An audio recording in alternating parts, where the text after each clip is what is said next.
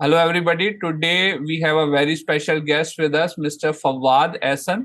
फवाद एहसन जो हैं वो प्रोडक्शन मैनेजर हैं at IFFCO. IFFCO is a multinational company और इट डील्स विद एडिबल और एडिबल ऑयल एंड फैट्स. और ये तमाम जो एडिबल ऑयल्स होते हैं, जो कुकिंग ऑयल्स होते हैं, उसको हम एडिबल ऑयल्स कहते हैं. उसकी रिफाइनरी में he is a production manager. तो आज हम इनसे डिस्कशन करेंगे regarding how a graduating professional और जो स्टूडेंट्स हैं can thrive in whatever they are doing और can be successful in whatever they are doing. तो ब्रीफ इंट्रोडक्शन फवाद से लेंगे कि किस तरीके से उनकी जर्नी रही from graduation, from chemical engineering to where he is now. और मैं उनकी तरफ फोरम हैंड ओवर करूंगा. और thank you sir for giving us your precious time. और थोड़ा सा अपना ब्रीफ इंट्रोडक्शन दें, अपने बारे में बताएं कि जो भी ऑडियंस सुन रही है उसको आइडिया हो सके कि किस तरीके से आपका प्रोफेशनल और एजुकेशन बैकग्राउंड है. तो over to you and welcome again sir. अस्सलाम वालेकुम। मेरा नाम मोहम्मद फवाद एहसन है। मैं बाय प्रोफेशन केमिकल इंजीनियर हूँ।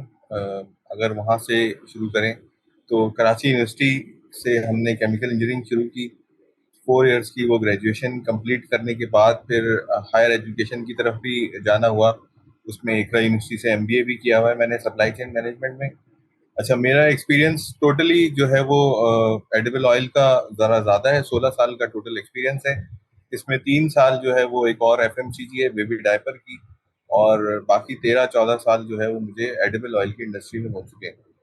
और इस वक्त मैं इफ्को में प्रोडक्शन मैनेजर की जॉब कर रहा हूँ। और जो है वो मैंने यहाँ इफ्को को तकरीबन 1.5 साल पहले रीज्वाइन किया है। इससे पहले भी मैं इफ्को में 8 साल 9 साल काम कर चुका हूँ। इसके अलावा मैंने एडिबल ऑयल की कंपनी में ही कतर में भी जॉब की हुई है। वो भी एडिबल ऑयल का वेंचर था एक। इसके अलावा मैंने यहाँ पर पाकिस्तानी ब्रांड्स में सोया सुप्रीम में काम किया हुआ है 2 साल। और गामा लक्स एक कंपनी है, ओलियो केमिकल्स के बनाती है, उसमें काम किया हुआ है। तो इन सब का मिक्सचर जो है तकरीबन 5 कंपनी है मेरी प्रोफाइल में, जिनमें मैंने काम किया हुआ है, और उसमें से 4 जो है वो एडिबल ऑयल की ही है। अच्छा चलें, आपने तीन चार कंपनियां गिनवा दी रैंडमली ना. इफ्को गिनवाई, गामालक्स गिनवाई, सोया सुप्रीम गिनवाई. कतर से भी माशाल्लाह से आप जो है ना एक जर्नी करके आए. तो एक चीज मैं जी। पूछना चाहूंगा, जो अगर आप हायर की बताएं कि आपने स्टार्ट कैसे किया, which was your first company, फिर उसको छोड़ने की क्या वजह बनी दूसरी कंपनी में, फिर उसके बाद ऑब्वियसली एक चीज तो जो है सैलरी होगी ना, मॉनेटरी टर्म्स होंगे, लेकिन उसके अलावा जी। कौन सी चीज थी जो आपको मोटिवेट किया कि यार गामा लक्स से, मुझे क्योंकि पता है ऑब्वियसली कि आपकी पहली स्टार्ट जो थी वो गामा लक्स थी, तो गामा लक्स से किस तरीके से मूवमेंट की वजह बनी. और ड्यूरिंग द जॉब, क्योंकि जो आपकी एडिबल और रिफाइनरी की जॉब थी वो शिफ्ट की जॉब थी, तो उसमें से कैसे टाइम निकाला कि to apply for other job at other companies, और वो ट्रांजिशन पीरियड जो था अपार्ट फ्रॉम मॉनेटरी गेन, क्या क्या रीजंस थे कि गामा लग से सोया सुप्रीम या दूसरी कंपनी में जाने की वजह. तो थोड़ा सा अपना journey from Gamma Lux to जो दूसरी कंपनी, उसके बाद दूसरी, और उसका रीजंस क्या बने कि आप स्विच करो. अच्छा। अच्छा, मैं थोड़ा सा गामलक से भी पहले से शुरू कर लेता हूँ। चलें, तो बिल्कुल बिल्कुल, हमने कोई हर्ज जैसे नहीं. फर्ज करें दिसंबर 2006 में अगर हमने पास आउट कर लिया था, तो 2007 का जो जनवरी था वो हम सबके लिए बड़ा क्रिटिकल था, क्योंकि हम अभी नए नए फ्रेश ग्रेजुएट हुए थे। और सब एक दूसरे के बारे में सुन रहे थे कि यार इसकी जॉब लग गई, इसकी जॉब लग गई, इसकी यहाँ लग गई, इसकी वहाँ लग गई, यहाँ सीवी देनी चाहिए, ये तरीक़ेकार है, यहाँ कंपनी में जाके सीवी देनी है, एचआर को जाके सीवी देनी है, सीवी इस तरह बनानी है कि फ्रेश की सीवी कैसी होती है, फ्रेश ग्रेजुएट की, ये भी हमें नहीं पता था। जाहिर सी बात है, उस वक्त हम बिल्कुल नए नए थे, बिल्कुल नए नए उसमें रखा था कदम। तो उस वक्त हमने लिंक्स को यूज करना शुरू किया। अब ऑब्वियसली मेरे लिंक्स तो ऐसे नहीं थे कोई इतने। हाँ, केमिकल इंजीनियरिंग से पहले मेरे सराउंडिंग्स ऐसे थे कि जिसमें केमिकल से रिलेटेड लोग बहुत सारे थे। मेरे 2 पड़ोसी ऐसे थे, इत्तेफाक है कि वो केमिकल इंजीनियर थे, और उनसे ही मैं इंस्पायर होके समझे केमिकल की तरफ गया भी था, और उसमें मैंने एडमिशन भी लिया था, क्योंकि उनको देखते हुए कि हाँ यार ये फील्ड्स हैं, ये फील्ड है, और उस वक्त थोड़ा बहुत स्टडी जो किया था। तो जब पहली दफा हम लोग उसमें निकले तो बड़ा, पहला महीना, पहला जो जनवरी था वो बड़ा घबराहट वाला था कि यार सबकी जॉब्स लग रही हैं, हमारी कब लगेगी, कहाँ लगेगी, कैसे होगा, कैसे जाएंगे। तो मेरी पहली जॉब जो थी वो एक टेक्सटाइल मिल में मैंने ज्वाइन किया। एक टेक्सटाइल मिल है, उसका नाम सितारा केमिकल्स का था उस वक्त। अभी तो साइट एरिया में ही है। उसका एक एक्सपोर्ट ब्रांच थी, तो उसमें मैंने ज्वाइन किया। तो वो पूरी एक टोटली मतलब मैं पहला दिन था, सुबह सुबह वहां पहुंचा हूँ। तो वहां पर एक अलग माइंडसेट था, जाहिर सी बात है। हम लोगों के लिए यूनिवर्सिटी सुबह 8 बजे पहुंचने वाली, हम लोग 9 बजे ऑफिस का टाइम समझ के पहुंचे। तो वहां लोग 10 साढ़े 10 बजे आना शुरू हो रहे थे। चले वो, तो एक वो था कि हाँ चले, पहला ये धचका लगा कि हाँ यार ये भी है यहाँ पर, अच्छा चले ठीक है। फिर बस रूट तो आपको पता ही है उस वक्त क्या हालत है कराची की रोडों की और इन सब चीजों की, तो ये सब तो होता ही है। वो थक हार के पहुंचे थे सुबह 9 बजे। और उसके बाद जो है वो हम वहां पे पहुंचे, तो जब जिन्होंने इंटरव्यू के लिए कॉल की थी वो आना शुरू हुए कि हाँ भाई 10 साढ़े 10 बजे वो लोग आना शुरू हुए। अब उसमें सबसे पहला जो हमें लगा ना कि उन्होंने कहा कि हाँ ठीक है हम आपको जॉब पे रखते हैं, लेकिन किस पोजीशन पे रखते हैं ये उस वक्त तक डिसाइड नहीं था। मैं वहां पहुंच चुका था और उनके पास उस वक्त तक डिसीजन नहीं हुआ था कि किस पोजीशन पे आना है। ठीक है।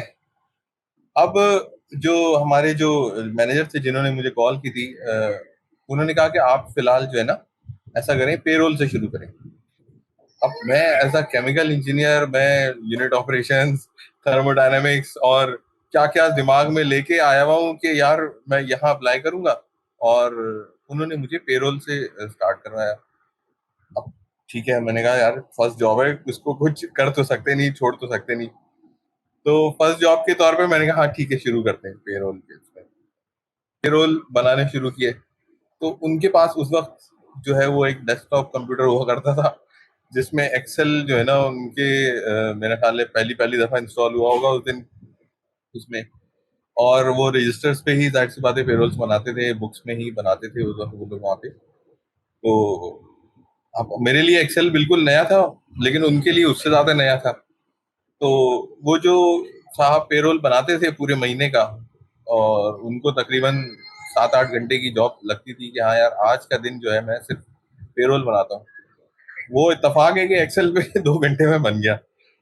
तो जब इस चीजों को मैंने देखा और वो लोग जो है ना कि परेशान थे कि यार ये कैसे, मतलब हमें समझ में नहीं आई उनकी भी। तो हालांकि बहुत सिंपल सी जॉब है, मैं आज भी वो करता हूँ कि यार ये क्या चीज थी, मतलब कुछ भी नहीं था उसमें। उसी वक्त मैंने जो है ना 2 घंटे, 2.5 घंटे, 3 घंटे में अपना माइंड बना लिया था कि यार ये जगह तो मैं काम नहीं कर सकता। ठीक है, ये इस माइंडसेट के साथ या इन लोगों के साथ या ये जो जॉब नेचर है ये मेरे लिए नहीं है। तो मैंने शाम का भी इंतजार नहीं किया वहां पर। और खाना खाते ही, लंच ब्रेक के फौरन बाद ही मैंने उनसे एक्सक्यूज की और जो है मैं वापस घर आ गया। ये पहला दिन मेरी जॉब का इस तरह से गुजरा। ठीक है, उसके बाद फिर घर आके तो वो जाहिर सी बात है घर वाले, अब्बा और अम्मा जो है वो जरा ज्यादा वो कंसर्न हो जाते हैं कि ये क्या किया तुमने, पहली जॉब थी, ये बैड मैनर्स होते हैं और ये सब चीजें होती हैं। लेकिन एक चीज ऐसी थी ना कि जिसको माइंड एक्सेप्ट ही नहीं कर पा रहा था। खैर, वो दूसरे दिन से उनको समझा दिया वो साहब को भी कि भाई मैं आपके पास तो ज्वाइन नहीं कर सकता, ये मेरी फील्ड नहीं है या मुझे ये करना नहीं है। फिर एक और लिंक निकला, गामा लक्स में एक हमारे साहब होते थे, उन्होंने भी हम मुझे अप्रोच किया हुआ था पहले से ही, लेकिन मैं वहां जा नहीं सक रहा था क्योंकि दूर की वजह से एक परेशानी होती है लड़कों को, लड़कियों को। अब तो खैर वो होने लगा है, कमोट उस वक्त नहीं था इतना, रास्ता जो है ना इतना लंबा होता था। तो पोर्ट कासिम पे गामा लक्स कंपनी है, तो शहर वालों के लिए जाहिर सी बात है पोर्ट कासिम एक बहुत दूर जगह है। और आज से पहले यानी अगर 16 साल पहले देखें तो काफी सुनसान जगह होती थी, कुछ कंपनीज ही थी। ये एक गामालक्स का ओलियो केमिकल्स का प्लांट था जिस पे फिर मैंने प्रॉपरली ज्वाइन किया और वहाँ मेरा बाकायदा इंटरव्यू हुआ। मेरी जेडी बनी गई, जेडी बताई गई मुझे कि हाँ एज अ इंटर्नी आपको यहाँ पे क्या करना है। और फिर वहाँ पे मैंने प्रॉपर सिलसिला शुरू हुआ कि हाँ प्रोसेस प्लांट जब मैंने देखा तो उस चीज से मैं वाकई वो हो गया कि हाँ यार ये करने में आया हूँ या ये मुझे करना है आगे भी। तो वो प्रोसेस प्लांट जो था वो बहुत ही पुराने जमाने का था। बहुत ही अनसेफ था, लेकिन फिर भी लोग वहाँ पे काम कर रहे थे। फिर वहाँ पे शिफ्ट्स में जो लोग मुझे मिले, जिन लोगों को जिनसे मेरा इंटरेक्शन हुआ, वो बहुत अच्छे लोग मिले। उन्होंने भी मुझे बहुत चीज़ें सिखाई, इंस्पायर किया। अच्छा, अब इस जॉब को करते हुए, क्योंकि बहुत टायरिंग जॉब थी, 12 घंटे की शिफ्ट होती थी, 2 घंटे का रास्ता होता था, तो 16 घंटे तो ऐसे ही गुजर जाते थे। और 2 मील समझे आपके वही होते थे, एक खाने पे वहाँ खाना होता था, और एक समझे आपका रास्ते में ही खाना खाते हुए घर आते थे। हम लोग ज्यादातर यही करते थे कि वही रास्ते में खाना खाते थे, और घर आके सिर्फ सोने का टाइम मिलता था, वो भी प्रॉपर 8 घंटे नहीं मिल पाते थे। खैर, वो बाकी लोग भी कर रहे थे, उसमें मैंने बहुत सारी चीजें सीखी वहाँ पे। मुझे शुरू में सिर्फ सैम्पलिंग कराई गई, ये सैंपल कैसे निकालना है, और क्वालिटी कंट्रोल, फिर सेफ्टी की चीजें, फिर नया प्लांट लगा वहां पर, एक वो उसको देखा। तो ये 1 डेढ़ महीना वहां पे जो जॉब रही, उस वो बिल्कुल एक रॉ जॉब थी, और एक फ्रेशर के लिए बहुत अच्छी वो कंपनी है, क्योंकि बहुत टफ जॉब है। और फ्रेशर को मैं कहता हूँ कि फॉर द डिसिप्लिन उन लोगों को इस तरह की कंपनी में ज्वाइन करना चाहिए शुरू में, ताकि उन लोगों को पता चले कि हाँ यार, प्रोसेस प्लांट क्या होता है, किस तरह का होता है, सेठ जो है वो ओरिएंटेड कंपनी कैसी होती है, शिफ्ट्स में लोग काम करने वाले कैसे होते हैं, क्या चीजें जहन में रखनी है, क्या चीजें नहीं रखनी है। क्योंकि मुझे उस वहां पर भी सब जगह ही ये हाल है, आज आज तक के हमारे यही हाल है कि इनसिक्योरिटी सब जगह मौजूद है। वहाँ के लोग भी कुछ जो थे वो काफी इनसिक्योर थे, कुछ जो थे वो बहुत ज्यादा शेयरिंग करते थे, कि अपनी हर चीज बताते थे, सिखाते थे, सब चीजें करते थे। और कुछ जो थे वो इनसिक्योर रहते थे कि नहीं यार, ये केमिकल इंजीनियर है, ये 4 साल की डिग्री लेके आया हुआ है, तो इसको टेम्परेचर, प्रेशर, ये सब पता है, हम इसको ये सब चीजें सिखाएंगे नहीं। खैर, वो एक उनका अपना वो रहता है, हम लोगों का अपना रहता है। मुझे तो खैर उस वक्त पंप्स का और इन सब चीजों के बारे में इतना नहीं पता था। हमने सिर्फ थियोरेटिकल पढ़ी हुई थी, और घर का मोनोब्लॉक पंप देखा हुआ था बस। इसके अलावा तो और कोई पंप देखा हुआ नहीं था। या डोंकी पंप देखा हुआ था, जिसे हम पिस्टन पंप कहते हैं। तो इस तरह की जब टेम्परेचर गेजेस और पाइपलाइंस और हीट एक्सचेंजर्स, ये सब जब वहां देखे, तो उन चीजों से बड़ा वो हुआ कि हाँ यार, ये काम तो हमें कंटिन्यू करना है। 1 डेढ़ महीने बाद ही एक तो जॉब टफ थी, दूसरा एक अच्छा ब्रांड का वो मिला, एक अपॉर्चुनिटी मिली कि हाँ यार, सोया सुप्रीम को ज्वाइन करना चाहिए।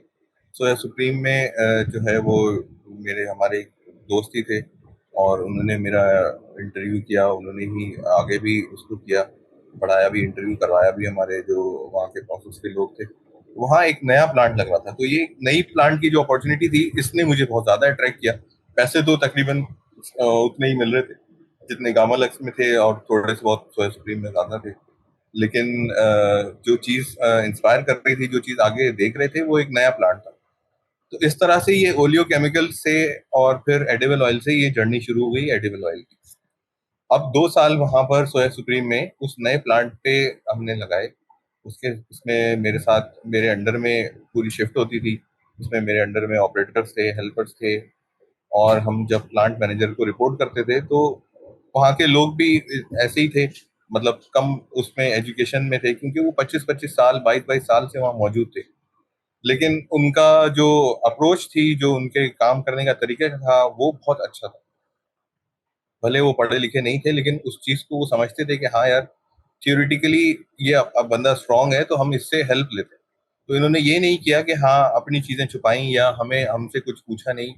हमें भी उसके साथ रखा, उन्होंने अपनी हर चीज में इन्वॉल्व किया, सोया सुप्रीम वालों ने, और जो उनका स्टाफ है उसमें। और उसी तरह फिर हम उनसे सीखते गए और सीखते गए। फिर 2 साल बाद जो है वो नए प्लांट पे जब हम काम कर रहे थे, तो हमने खुद से जो वहाँ पर आईएसओ की जो है ना वो डॉक्यूमेंटेशन भी की। और मेरे साथ एक मेरे कोलीग होते थे, हम दोनों ने मिलके सारी स्टडी की, सारा आईएसओ को पहली दफा 9001 जो है सोया सुप्रीम, उसने सर्टिफिकेशन ली। फिर उसके बाद वहाँ पर अपना हेल्थ सेफ्टी की सर्टिफिकेशन हुई। फिर इस तरह सारे सिस्टम्स को वहाँ पे इंट्रोड्यूस कराया हमने, एसओपीज वगैरह सब हमने डेवलप की वहाँ पे। और एक प्लांट की नहीं जिस पे हम जॉब कर रहे थे, बल्कि ऑल ओवर उनके जो प्रोसेस था, उसको हमें काम करने का मौका मिला। उससे हमें बड़ा फायदा हुआ, हमने पूरी ऑर्गेनाइजेशन की सारे प्रोसेस को स्टडी किया। यानी टैंकर इन होने से पहले टैंकर आउट होने तक हर चीज को हमने जो है ना वो डॉक्यूमेंट किया, एसओपी बनाई, उन लोगों से मिले, एक एक बंदे से, एक एक ऑपरेटर से, एक एक हेल्पर से, क्या मुश्किलात हैं, कहाँ पे मसला आता है, क्या काम करते हैं, तो वो लिखा जाए। आईएसओ का तो मेन रूल यही है कि जो आप वही लिखा जाए। इस तरह करते करते जो है वहां पर जब ये चीज हमें एक्सपोजर मिला नए प्लांट के साथ साथ सीखने में आईएसओ की, तो वो भी एक बड़ा अच्छा एक्सपीरियंस रहा। उसको भी हमने काफी कैटर किया अपने इसके लिए। मेरा पर्सनली बहुत ग्रोथ हुई उस जगह पर 2 साल में, बहुत ड्रास्टिक ग्रोथ हुई। मतलब एज कम्पेयर टू गामालक्स और जो टेक्सटाइल कंपनी मैंने ज्वाइन की थी उसके मुकाबले में एक एज अ ऑर्गेनाइजेशन मुझे पता चला कि हाँ, ये सोया सुप्रीम जो ब्रांड है वो किस वजह से एक ब्रांड है, क्यों उसका नाम है, क्या चीजें उसमें इन्वॉल्व हैं, कौन लोग इसका डिसीजंस लेते हैं। फिर जो बड़े डिसीजंस थे उसमें भी वो हमें इत्तेफाक है के साथ रखते थे, मुझे और मेरे कोलीग को, और जो हमारे जो ओनर्स थे सोया सुप्रीम के, तो वो अच्छी, उन्होंने बहुत एग्जाम्पल सेट की। इस चीज से हमारा कॉन्फिडेंस बढ़ा और हमें एक्सपोजर भी मिला। इसको देखते हुए फिर हमने आगे अप्लाई किया, आगे अपॉर्चुनिटीज अप्लाई की। तो मेरा जो कुलीग था उसने यूनिलीवर ज्वाइन किया और मैंने जो है वो इफ्को पाकिस्तान ज्वाइन किया। हमने तकरीबन एक हफ्ते के गैप से सोया सुप्रीम को छोड़ा। और हमारे उनके साथ रिलेशंस इतने अच्छे थे कि हमने उनके भी जो है जो चीज़ें थी, यानी जो हम हमारी जो जगह खाली हो रही थी, वैकेंट हो रही थी, उसमें भी ऐसे लोगों को अपॉइंट करवाया जो बहुत अच्छे उनके साथ रिलेशंस रहे, और उनके साथ उन्होंने भी बहुत अच्छा परफॉर्म किया वहाँ पे। आज भी हम उनको याद करते हैं और वो लोग भी बड़ी पोजीशंस पर मौजूद हैं। तो इफ्को में पहला जो इंटरव्यू हुआ जब, तो वो सोया सुप्रीम की बेस पे हुआ, समझे एक तरह से, कि उन्होंने कहा कि बंदा जो है वो सोया सुप्रीम में काम करता है तो उसको ये चीज़ों का एक्सपीरियंस होगा। अच्छा, इत्तेफाक ये है कि इफ्को में भी ये नया प्लांट लगा था, शॉर्टनिंग एंड मार्जरीन प्लांट कहलाता है ये। इंडस्ट्रियल फैट्स इसमें बनते हैं, इंडस्ट्रियल शॉर्टनिंग, इंडस्ट्रियल मार्जरीन जो है वो बनता है। तो ये एक बिल्कुल ही state of the art plant था। और ये इसके बारे में हमें कुछ भी नहीं पता था, ना किसी को, ना हमने बुक्स में पढ़ा था कहीं, ना हमारे पास कोई ऐसी वो थी कहीं कि हमने कहीं देखा हो, क्योंकि हमने 2 साल में कुकिंग ऑयल के रिफाइनिंग का प्रोसेस और उसकी जो हैंडलिंग है, उसकी कंज्यूमर फिलिंग तक जो चीज़ें थी वो सारी स्टडी कर ली थी। लेकिन ये फिर एक इफ्को में एक नई चीज़ थी मेरे लिए कि जो है वो मार्जिन और शॉर्टनिंग प्लांट जो है वो भी इंडस्ट्रियल प्रोडक्ट, वो हम ने ज्वाइन किया। तो वो एक फिर यहाँ पर एक नई जर्नी शुरू हुई। फिर यहाँ पर मैंने as a junior manager join किया। यहाँ पर भी मैं पूरी शिफ्ट चलाता था, उसमें भी ऑपरेटर्स थे और सब चीज़ें इन्वॉल्व थी। और यहाँ पर थोड़ा स्कोप जो था वो एक तरह से बढ़ भी गया और एक तरह से डिफाइंड हो गया और ज़्यादा, कि अब ये मार्जिन प्लांट ये है जो कि आपको सीखना है। और प्लस एक कल्चरल डिफरेंस जो था ना वो बहुत बड़ा हमें चेंज मिला, इफ्को क्योंकि एक मल्टानेशनल है ना? इफ्को मल्टीनेशनल कंपनी है। तो 2009 में मैंने इसको ज्वाइन किया था, सोया सुप्रीम के फौरन बाद। तो सोया सुप्रीम से लेके इफ्को का बहुत बड़ा कल्चरल शिफ्ट है, क्योंकि वहाँ पर जो है ऑर्गेनाइजेशन थी, वहाँ पर अगर एक पाइप भी फटता था या कोई खराब हो जाता था, कोई गेज भी सोया सुप्रीम में, तो तकरीबन सारे जो बड़े होते थे वो वहाँ मौजूद होते थे, अपनी अपनी आइडियाज लेके, अपनी अपनी जो है ना वो लेके कि हाँ यार इसको ऐसे करते हैं, इसको ऐसे कर दो, ये यहाँ से ज्वाइन करवा दो, या इस तरह करके कर लेना। हर कोई अपनी एडवाइस दे रहा होता तो हम उसको सुन रहे होते थे, और जो अच्छा लगता था हम उसको करते थे वहां पे। लेकिन यहाँ पर आप टोटली इंडिपेंडेंट थे।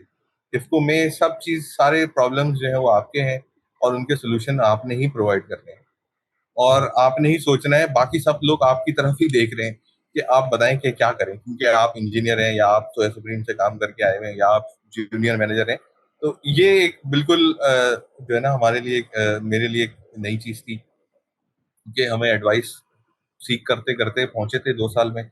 और अब जो था वो हम उसको डायरेक्शन देनी थी हमें, तो और डेलिब्रेट करना था टास्क को। तो इसको मैंने फिर वर्किंग शुरू की। और 6 महीने मुझे इसमें बहुत टफ मिले, क्योंकि मेरे साथ जो लोग थे वो मिस्टेक्स भी करते थे, जाहिर सी बात है, लेबर है। और उसकी हमें जो है ना वो अकाउंटेबिलिटी होती थी कि हाँ हमें जवाब देना पड़ेगा इसका, कि ये गड़बड़ हो गई या ये मिस्टेक हो गई है। और इसी तरह फिर उससे फेलियर से सीखते सीखते सीखते जो है वो जो है ना चीजें स्मूथ होना शुरू हो गई। तो इस चीज को जब हमारे बड़ों ने नोट किया कि हाँ यार, अब ये चीज जो है वो स्मूथ हो गई है, यहाँ की सारी एक्टिविटीज जो थी वो पहले की जैसी नहीं रही।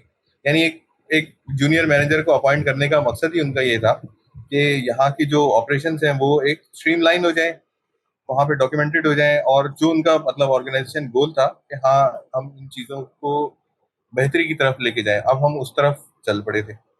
उस दौरान ही हमारे जो प्लांट मैनेजर थे उनको एक नई अपॉर्चुनिटी मिली, वो आगे मूव कर गए। तो फिर जो है वो मुझे जो है वो प्रमोट किया गया कि हाँ अब यही बंदा केपेबल है यहाँ पे। तो उस तरह फिर मैं वहाँ पर एज अ एएम ज्वाइन किया। फिर उस वक्त जब प्रमोशन हुई उसके 1.5 साल बाद जो है ना मेरा और स्कोप उन्होंने जो है ना वाइड किया इफको में, और मुझे कंज्यूमर फिलिंग डिपार्टमेंट भी दे दिया गया। तो अब मैं दोनों तरफ देख रहा था, और कंज्यूमर फिलिंग जिसमें ये टिन फिलिंग, पाउचेस और ये जो बॉटल्स और ये सब चीज़ें होती हैं, इन सब चीज़ों को जो है ना वो ज़रा डिफरेंट वो था, उसमें कोई प्रोसेस इन्वॉल्व नहीं था, लेकिन फिलिंग होती थी, लेकिन ब्लेंडिंग और ये सब चीज़ें इनकी ये सब अलग अलग एडेबल ऑयल की बात कर रहे एसओपीज। हैं? जी, ये सब एडेबल ऑयल की बात कर रहे हैं जो फिलिंग हो रही है हम कंज्यूमर? एडिबल ऑयल की बात कर रहे हैं, एडिबल ऑयल की। पहले जो ज्वाइन किया था शॉर्टनिंग और मार्जिन प्लांट, वो इंडस्ट्रियल प्रोडक्ट्स थी उसमें सारी। और जो बाद में यानी प्रमोट होने के बाद जो मेरे स्कोप में ऐड किया गया वो एफएमसीजी प्रोडक्ट्स थी, यानी कंज्यूमर गुड्स थी, जिसमें ये टिन, पाउचेस, बॉटल्स, जो घरों में हम लोग यूज करते हैं, इसको फिर मैंने जो है ना पूरा सुपरवाइज किया। तो यहाँ पर फिर स्कोप भी चेंज हो गया आपका। एज अ एएम मैं फिर एनालिसिस की तरफ आ गया, रिपोर्ट्स की एनालिसिस और डेटा एनालिसिस, और जो है वो उनके प्रोजेक्ट्स थे उसमें जो इन्वॉल्व, जो ट्रबल शूटिंग थी, और इन सब चीज़ों में मैं फिर इन्वॉल्व हुआ, जिसमें बड़े बड़े जो डी बॉटल नेकिंग थी वो की गई। तो ये बड़ा एक वो भी पीरियड बहुत अच्छा गुजरा। 4 साल एज अ मैंने एएम काम किया वहाँ पे, और 4 साल एज अ जेएम काम किया। उसके बाद कतर की अपॉर्चुनिटी मिली, वो क्योंकि 8 साल वहाँ पे मैं काम कर चुका था, तो एक एक एक माइंड जो है वो थक भी जाता है एक जगह काम करते करते, और एक जैसी चीजें से देखते देखते। लेकिन एज अ एडिबल ऑयल और एज अ प्रोडक्शन मैनेजर मैं आपको एक चीज बताऊं कि वो लोग समझते हैं और अभी भी कहते हैं कि एक जैसा काम है ये, एक जैसा काम नहीं है ये।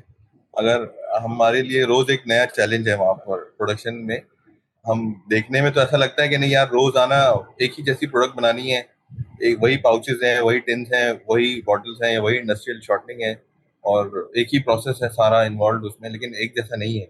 उसमें हम लोग जो है वो रोजाना कुछ ना कुछ नया देख रहे होते हैं, सीख रहे होते हैं, कर रहे होते हैं, और आज भी हमारे साथ एक नए नए चैलेंजेस आते हैं इन सबको देखते हुए।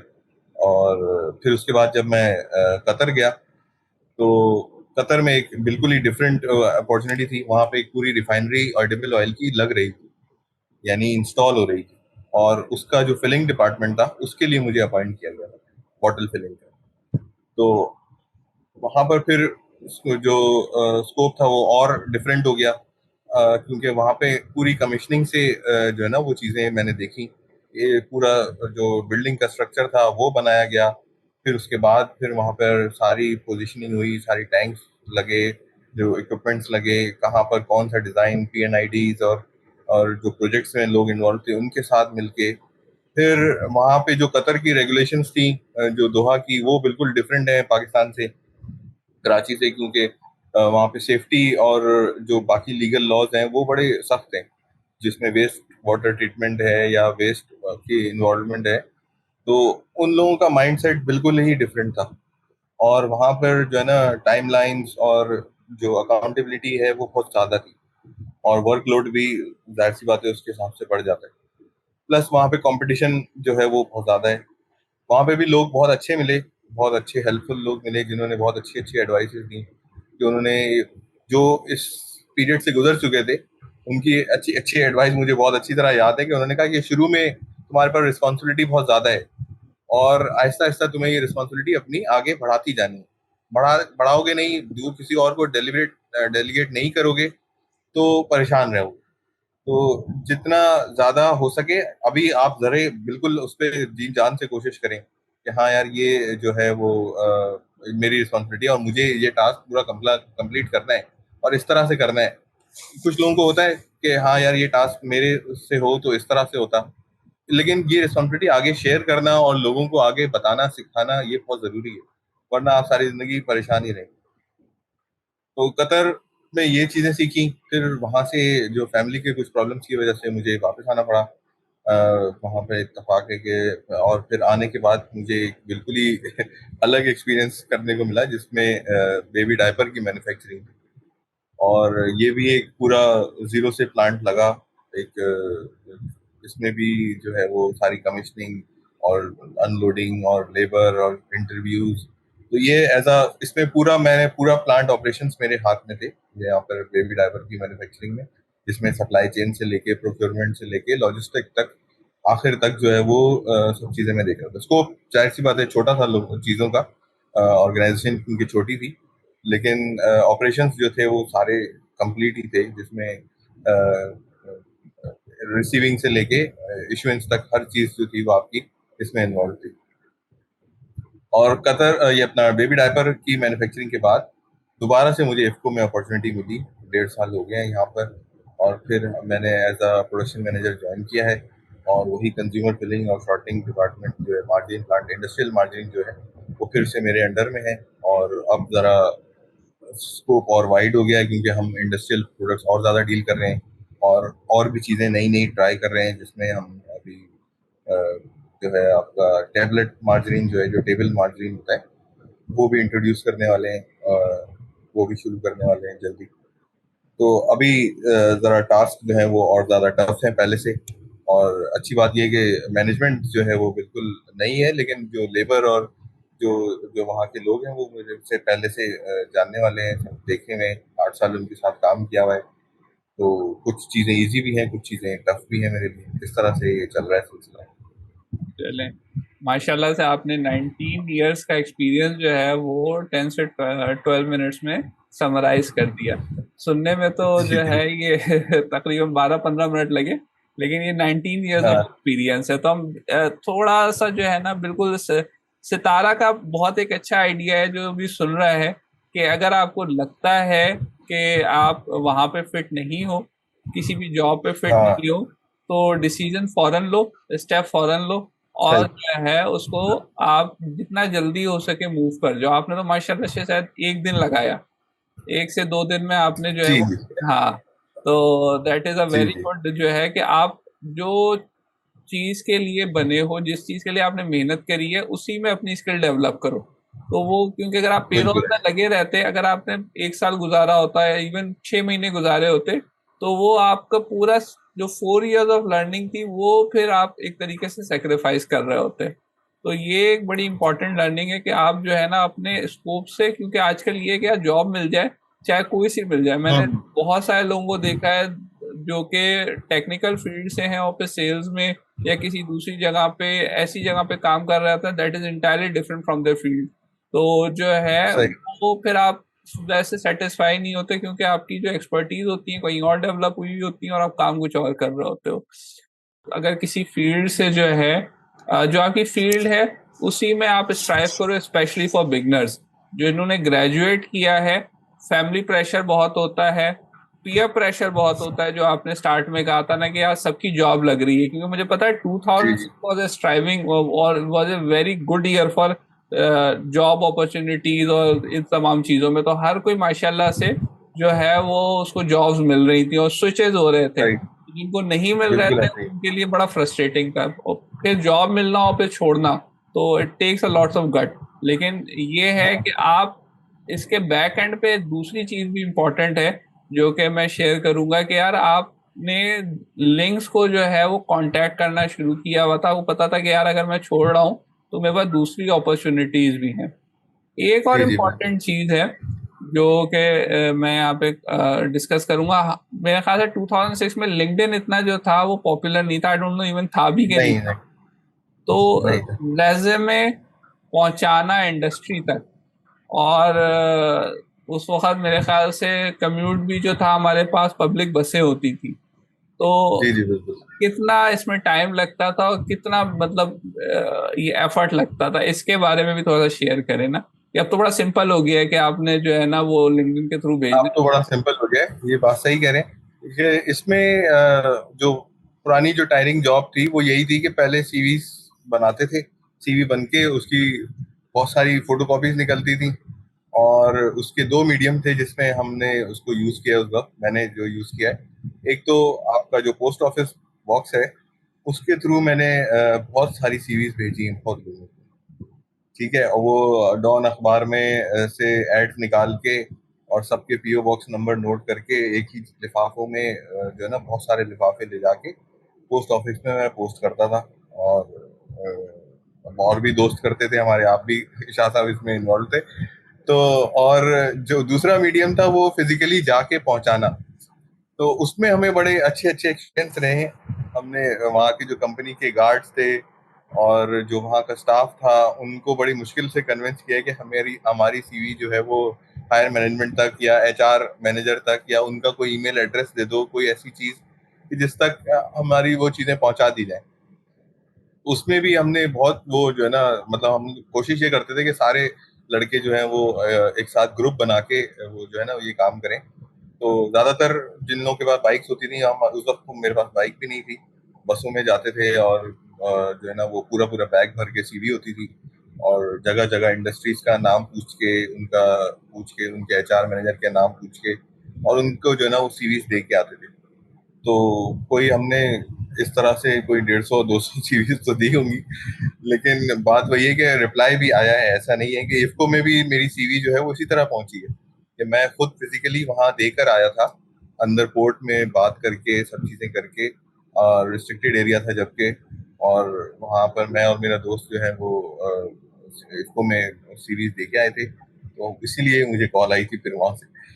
और सोया सुप्रीम में तो चले लिंक्स लिंक्स की, जहां तक शाह साहब बात कर रहा था मैं, कि हम लोग का आजकल ये हो गया कि नहीं, हम लोग जो है वो सेल्फ मेड लोग हैं। ऐसा कुछ भी नहीं होता, सेल्फ मेड कोई भी नहीं होता। हर कोई को जो है ना लिंक्स इन्वॉल्व रखने पड़ते हैं, हर किसी को लिंक्स की जरूरत पड़ती है। और मेरा मेरा तो मानना ये है कि 6 अरब आबादी जो है वो इसीलिए है कि हम लोग सब एक दूसरे की हेल्प कर सकें और मदद कर सकें, एक जगह से दूसरी जगह कर सकें। ये लिंक्डइन और ये सब चीजें जो है इसी चीज को वो बता रही हैं कि हाँ, आपको अपना सोशल सर्कल जितना बढ़ाना है वो ज्यादा बेहतर है, और इसको यूज करें और इन चीजों से परहेज करें कि हाँ यार, हम सेल्फ मेड हैं या हम जो है वो खुददार किस्म के लोग हैं, और या इसमें कोई ऐसी चीज इन्वॉल्व नहीं है। तो जो है ना लिंक्स अपने यूज करने अच्छे आने चाहिए, लिंक्स बनाना बहुत अच्छी बात है, रिलेशनशिप कायम करना बहुत जरूरी है हर इंडस्ट्री में, हर लेवल पे, चाहे हेल्पर हो चाहे मैनेजर हो। आपको आप कुछ लोग आपकी वाइब से कनेक्ट नहीं करते, ये बात सही है, क्योंकि हर आदमी की तबीयत है, लेकिन उसकी कभी बैड बुक्स में ना आए, गुड बुक्स में ना आए कोई बात नहीं, लेकिन बैड बुक्स में भी कोशिश करें कि ना आए उस आदमी कि जो, क्योंकि कहीं ना कहीं वो आपके जरूर काम आएगा। जो हमारे एक दोस्त हैं, वो बड़ी अच्छी बात करते हैं कि एक पीएन भी जो है वो बड़े काम का होता है हर जगह पर, और उसकी अथॉरिटी और जो उसकी जो चीजें हैं उसके पास जो अथॉरिटी है, जब वो यूज करने पे आता है ना तो आपको फिर पता चल जाता है उसकी इंपॉर्टेंस क्या है। तो इसलिए चाहे हेल्पर हो चाहे मैनेजर हो, सबसे लिंक्स अच्छे बना के रखें और जो ना ये बहुत ज़रूरी है, ताकि आपको आगे फ्यूचर में आपके ये बहुत काम आएंगे। और ज़रूरी नहीं है कि हर कोई बंदा आपके काम आए, बहुत सारे लोगों के हो सकता है आप काम आएंगे। नहीं नहीं, ये ग्रेट एडवाइस है कि जब भी हम एक इंडस्ट्री में जाते हैं, obviously it's like a machine. हर बंदा हर पोजीशन पे is like a small gear, एक स्क्रू है जो कि उस मशीन को चलाने के लिए काम आ रहा है। अगर आप पियोन को भी बात करो जो भी है, अगर उसको भी निकाल देते हो तो पूरी मशीन जो है वो स्टॉप हो जाती है। तो हर बंदे को आप रिस्पेक्ट करो, और हर जी। बंदे को अकॉर्डिंग टू दे, वो बहुत अच्छी बात है। अगर आप जो है गुड बुक्स में नहीं आ रहा तो उसके बैड बुक्स में भी ना हो। अच्छा जो है, अब एक इम्पॉर्टेंट चीज है जो कि हर किसी जो जो ग्रेजुएट करता है उसके लिए इम्पोर्टेंट है ये जानना, कि जब आप ग्रेजुएट करके जॉब करते हो तो वो भी आपका लर्निंग फेज होता है। लेट सपोज आपने गामलक सी बात करी, तो that was 16 hours of work per day, और that per was day. 5 days या 6 days in a week. 6 days अभी। 6 डेज इन अ वीक। तो इसमें जो है, इसने आपकी बेसिकली फाउंडेशन बनाई for the years to come. जी जी तो जी। हाँ जी, उसके बाद हम सोया सुप्रीम पे जल्दी से ट्रांजिशन कर जाते हैं। सोया सुप्रीम पे प्लांट भी आपने देखा और वहां पे कितने प्लांट थे जिसका आपने डॉक्यूमेंटेशन डेवलप करी आईएसओ वाली? सोया सुप्रीम में जो है वो पूरा एक पूरी ऑर्गेनाइजेशन थी। तो उसमें रिसीविंग पे जो टैंकर अनलोड होते थे, ऑयल आता था जहां पर प्रोसेसिंग के लिए, क्रूड ऑयल जिसे कहते हैं, वहां से लेके पूरा एक एग्जिट तक पूरा प्लांट था। तो उसमें जो है ना, दो किस्म की उनके पास रिफाइनरीज थी। एक हमारा फ्रैक्शनेशन प्लांट था जिसमें हम लोग इन्वॉल्व थे। इसके अलावा उनका जो कंज्यूमर फिलिंग डिपार्टमेंट था वो था, उसमें ऑयल एंड घी अलग था, पाउचेस अलग प्रोड्यूस होते थे, बॉटल्स फिलिंग होती थी, टिन फिलिंग होती थी, और रिफाइनिंग जो जो होती थी वो पूरा एक पूरा प्लांट था। इस तरह वहां पर भी एक छोटा शॉर्टनिंग और मार्जिन प्लांट था, लेकिन वो उतना एडवांस नहीं था, ना इतना किसी को उसके बारे में पता था। तो ये सारी चीजों के जो है ना डॉक्यूमेंटेशन हमने की, जिसमें फाइनेंस भी जो चीजें थी उनके भी जो प्रोसीजर्स थे, और जो जो प्रोक्योरमेंट के प्रोसीजर्स थे, जो के लॉजिस्टिक्स के प्रोसीजर थे, वो सब हमने जो है ना स्टडी करके और उनके जो है एसओपी बाकायदा डेवलप की, उनको साइन ऑफ करवाया और उनको एक रिटन फॉर्म में लिख के डिस्प्ले करवा के इम्प्लीमेंट करवाया, और फिर जो है वो उनको सर्टिफिकेशन दी। तो उसमें सेफ्टी रूल्स और ये सब सब चीजें, उन सब चीजों का बड़ा खास ध्यान रखा गया। और जो लॉग शीट्स थी ये सब बिल्कुल नई नई डेवलप हुई। उनके पास रजिस्टर्स में लॉग होता था, वो सब चीजें खत्म करके हमने उसको प्रॉपर एक फॉर्म की तरह बनाया, और उसको जो है स्ट्रक्चर्ड वे में हमने उसको बनाया। और उसके बाद वहां पर उसमें तो कोई एक प्लांट इन्वॉल्व नहीं था, उनका स्कोप इन्वॉल्व था सिर्फ के भाई एडिबल ऑयल की मैन्युफैक्चरिंग करते हैं। उस एडिबल ऑयल की मैन्युफैक्चरिंग से रिलेटेड जितनी भी चीजें, जितने ऑपरेशन हो रहे थे, उन सब पे आईएसओ इम्प्लीमेंट होना था। जो है एक और इम्पोर्टेंट चीज है इसमें, ये जो आईएसओ की सर्टिफिकेशन आप कर रहे थे, डॉक्यूमेंटेशन कर रहे थे, that was an addition to the current job that you are doing. मतलब आप वहां पे प्लांट भी ऑपरेट कर रहे थे और ये डॉक्यूमेंटेशन भी कर रहे थे, तो फिर ये टाइम आपका किस एग्जैक्टली तरीके से एग्जैक्टली। डिवाइड करते थे? ये आपका जो 8 आवर्स की शिफ्ट हाँ, थी या ये 12 आवर्स की थी, वो हो जाती थी पूरी या उसको टाइम क्रॉस हो जाता था? मोटिवेशन इतनी थी कि हमें टाइम का पता नहीं चलता था। तो उस वक्त टाइम देना अच्छा भी लगता था कि हाँ, नई चीज सीख रहे हैं, नई चीज, हमें नया प्रोजेक्ट मिला हुआ है, तो ये ट्रिगर होता था कि हाँ यार, ये जो है हमें इसको करना है, कंप्लीट करना है टास्क, चाहे उसका कंपनी को कोई फायदा हो या नहीं हो, ये हमारे अपनी ग्रोथ के लिए बहुत अच्छा है और हमें सीखने के लिए इसमें बहुत सारी चीजें हैं। तो इसको देखते हुए हमने जो है ना अपनी लर्निंग जो है वो बढ़ाई आहिस्ता आहिस्ता करके। और दूसरी बात मैं बता रहा था कि हमने कोशिश ये की कि ये भी मुझे बहुत शुरू में पता चला, और जामा लक्स में होते हुए और सोया सुप्रीम में भी मैंने ये चीज सीखी कि हम जो लर्निंग के लिए क्वेश्चंस करते हैं वो भी बड़े इम्पोर्टेंट मैटर करते हैं। वो क्वेश्चंस भी बहुत गुड क्वेश्चंस होना जरूरी है। सिर्फ इंट्रीगिंग नेचर जो है वो इरिटेट कर देती है सीनियर्स को भी और बाकी लोगों को भी। तो इसमें बड़ा कोशिश करें कि सीखने के अमल से ही, जाहिर सी बात है, क्वेश्चन पूछेंगे तो सीखेंगे, इससे कोई इनकार नहीं है, लेकिन ऐसे क्वेश्चन पूछें जो आपके लिए बेनिफिशियल है, या जो आपको जवाब देते हुए भी बंदा जो है ना थोड़ा सोचे कि हाँ यार, ये बंदे ने कोई वाकई कोई सवाल किया है। इसी तरह आपको अगर यंगस्टर्स को हम देखें तो क्लास में बहुत सारे ऐसे लोग होते हैं जो टाइम पास करने के लिए सवाल करते हैं कि किसी तरह टाइम जो है ना किल हो जाए। तो ऐसे सवाल से अवॉइड करें, खास तौर पे इंडस्ट्रीज में, क्योंकि आपके वहाँ पे टीचर्स नहीं है और वो लोग बहुत ज्यादा इरिटेट हो जाते हैं, तो वो आपकी नेचर को जो है ना वो रीड करना शुरू कर देते हैं, और फिर आपसे जाहिर सी बात है कि आपको अच्छी चीज बताते हुए भी वो फिर जो है ना वो कहते हैं कि नहीं यार, तू बताए जैसे। ये तो हम लोगों का है मसला, हम लोग चीजें सिखाने में वैसे ही पीछे होते हैं लोगों को, अनसर्टिनिटी की वजह से या डर की वजह से। तो ऐसे लोगों से जब आप अच्छे क्वेश्चंस करेंगे तो लोग आपको बताएंगे भी ज्यादा। अच्छा, गुड क्वेश्चंस का जो मुझे लगता है ना, वो गुड क्वेश्चन तो देखें, ऑब्वियसली जब आप at the spur of the moment जब सवाल करते हो ना, तो वो कभी अच्छे निकल जाते हैं और कभी वो जो ऐसे होते हैं वो सीनियर कहता है कि यार ये क्या पूछ लिया इसने ना। तो उसके लिए आइडिया यही है कि अगर आप लेट्स सपोज, जैसे आप अभी हम डॉक्यूमेंटेशन और टाइम की बात कर रहे थे ना, कि डॉक्यूमेंटेशन पे कितना टाइम लगता है, तो अगर आप घर आके उस चीज को स्टडी नहीं कर रहे, उससे क्वेश्चन डेवलप नहीं कर रहे। बहुत सारे सवालों के जवाब आपको खुद स्टडी करके और दिमाग लगा के मिल जाते हैं।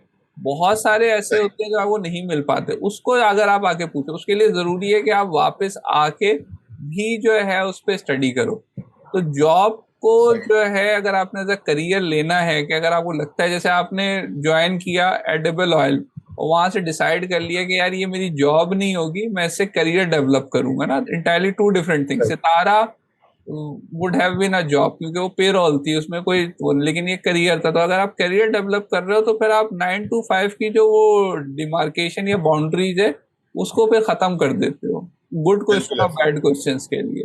तो ये एक इम्पॉर्टेंट चीज है।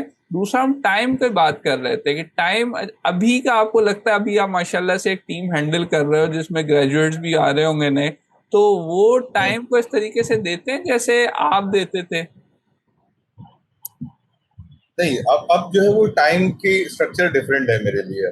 अब ये मैंने जो है ना अपने 16 इयर्स के बाद जो जो टाइम का मेरा स्ट्रक्चर है वो डिफरेंट है। अब ये जो इफ्को ऑर्गेनाइजेशन है, यहाँ की मैनेजमेंट है, इनका इन्होंने ये कल्चर, और कतर में भी मैंने ये सीखा इस कल्चर में, कि आपको अपना टाइम जो है वो डिवाइड करना है, 24 घंटे को 3 हिस्सों में डिवाइड करना है।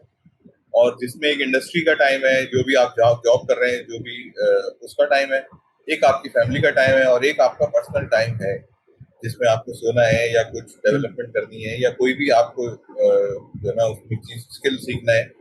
तो ये 3 चीजों में मैं कोशिश करता हूँ कि अपने टाइम को डिवाइड कर दूं इस वक्त। हाँ, अब जो जॉब पे मेरा टाइम है वो मैं अपने जूनियर्स को या अपने जो जो लोग मेरे साथ काम कर रहे हैं या जो नए आने वाले हैं, उनको मैं कोशिश करता हूँ कि हाँ ज्यादा से ज्यादा सिखाऊं, और वहां से शुरू करूँ जहां से मैंने पहला क्वेश्चन करना शुरू किया था। यानी उनको पूरा प्रोसीजर समझाना एक कोई उसमें जरा सा मुश्किल काम हो जाता है। तो इसलिए मैं कोशिश करता हूँ कि पहले उनसे जो है ना उनको बोलूं कि आप एक दफा एक चीज रीड करके आए, एक चीज स्टडी करके आए, एक आपके जहन में एक स्ट्रक्चर बना हो कि हाँ शॉर्टनिंग मार्जिन प्लांट क्या है, या एडिबल ऑयल इंडस्ट्री में होता क्या है, क्या ऑपरेशन है, थियोरिटिकली क्या चीजें इन्वॉल्व है। उसके बाद फिर मैं उनसे जो है ना इंटरेक्ट करता हूँ ज्यादा, तो उसमें जरा उनके लिए भी अच्छा रहता है और मेरे लिए भी अच्छा रहता है। और इसी तरह कोई ऑफ द फील्ड बंदा होता है, फाइनेंस का बंदा है कोई, या सप्लाई चेन का कोई बंदा है जो इंजीनियरिंग से ताल्लुक नहीं है, जिसने साइंस नहीं पढ़ी हुई, उसको फिर समझाने का तरीका जरा सिंपल हो जाता है, उसको बताने का तरीका फिर डिफरेंट हो जाता है कि हाँ उसको उसकी चीजों से कॉस्ट सेविंग और इन सब चीजों की एस्पेक्ट से उनको समझाना पड़ती है चीजें। तो अच्छा, टाइम तो मैं कोशिश करता हूँ कि अपने जूनियर्स को दूं। हाँ। या जो मैं पूछ रहा था कि मैं बात कर रहा था, ये चलो स्ट्रक्चर की बड़ी अच्छी बात हो गई, ये भी इम्पोर्टेंट है। लेकिन जो बिल्कुल नए ग्रेजुएट्स और प्रोफेशनल्स आपके साथ आ रहे हैं जो आपको रिपोर्ट करते हैं, वो उसी तरीके से मोटिवेटेड हैं कि अगर आप लेट सपोज उनको कोई असाइनमेंट देते हो जो कि उनकी जेडी या जॉब डिस्क्रिप्शन से हटके है, सही है, जैसे हम वहीं पे बात, अभी हम सोया सुप्रीम पे ही रुके हुए हैं ना, कि आपकी जॉब डिस्क्रिप्शन से हटके आपको एक असाइनमेंट मिला जिसको आपने हम्म। पूरी इंडस्ट्री में इम्प्लीमेंट किया, दैट वाज आईएसओ। तो अभी के बच्चे को अगर आप किसी जॉब डिस्क्रिप्शन से हट के असाइनमेंट देते हो तो उतनी ही मोटिवेशन से वो टाइम लगाता है और करता है जितना आप लोग करते थे कि यार हाँ कोई नई चीज सीखेंगे, या वो कहता है यार ये क्या मेरे सर पे डाल दिया। और हम बात करेंगे मतलब जो 80% ऑफ द पीपल है ना, 20% आउटलायर्स की नहीं बात कर रहे, जो सही। मेजोरिटी जो है उनकी बात करते हैं, क्या वो सही। ऐसे सही। मोटिवेटेड हैं या नहीं? जी जी बिल्कुल। अभी भी लोग उतने ही मोटिवेटेड हैं, मुझे जो लोग अभी तक मिले हैं उसमें से कुछ परसेंटेज ऐसी है कि जो जो है ना वो सोचती है कि यार ये मेरा काम नहीं है या ये हमारा स्कोप नहीं है।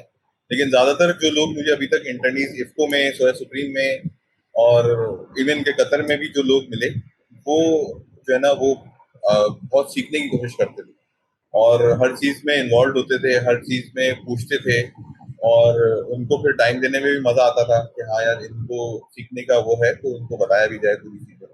तो अभी तक तो जो मुझे लोग मिले हैं, जो इंटर्नीज मिले हैं, वो बहुत अच्छे हैं। इफ्को में भी अभी जो पूरा मैनेजमेंट ट्रेनिंग प्रोग्राम है, उसमें भी जो हमारे पास जो टीम काम कर रही है, लड़के लड़कियां जो भी नए नए आए हैं, बहुत अच्छी उनकी अप्रोच है, बहुत अच्छा सीखने की कोशिश करते हैं। और डिफरेंट यूनिवर्सिटी से हैं, एनडी से भी हैं, इकरा से भी हैं, और इवन के लाहौर यूनिवर्सिटी से भी कुछ लोग आए हुए हैं मेरे पास इस हफ्ता जो जॉब कर रहे हैं। और एनईडी के हजार से ज्यादा पोर्शन है, तो अच्छी बात है। अच्छे वो है एनर्जी लेवल, अलबत्ता आप मैं देखता हूँ जो वो जरा सा कम नजर आता है, क्योंकि जो हम लोग उस वक्त किसी टास्क पे अगर कोई प्रॉब्लम आ जाती थी तो वो हम उस मशीन पे खड़े हो जाते थे। और आजकल के जो लोग हैं वो जरा अवॉइड करते हैं, वो कहते हैं कि नहीं यार, प्रॉब्लम सॉल्व हो जाएगी तो फिर हम आ जाएंगे, या प्रॉब्लम सॉल्व होने के लिए दूसरा कोई मैनुअल ढूंढा जाए या कोई बैठने की जगह ढूंढी जाए। तो वो ऑन द फील्ड जरा थक जाते हैं, जो मैंने ऑब्जर्व किया है, जो अभी तक मेरे पास लोग आए हैं।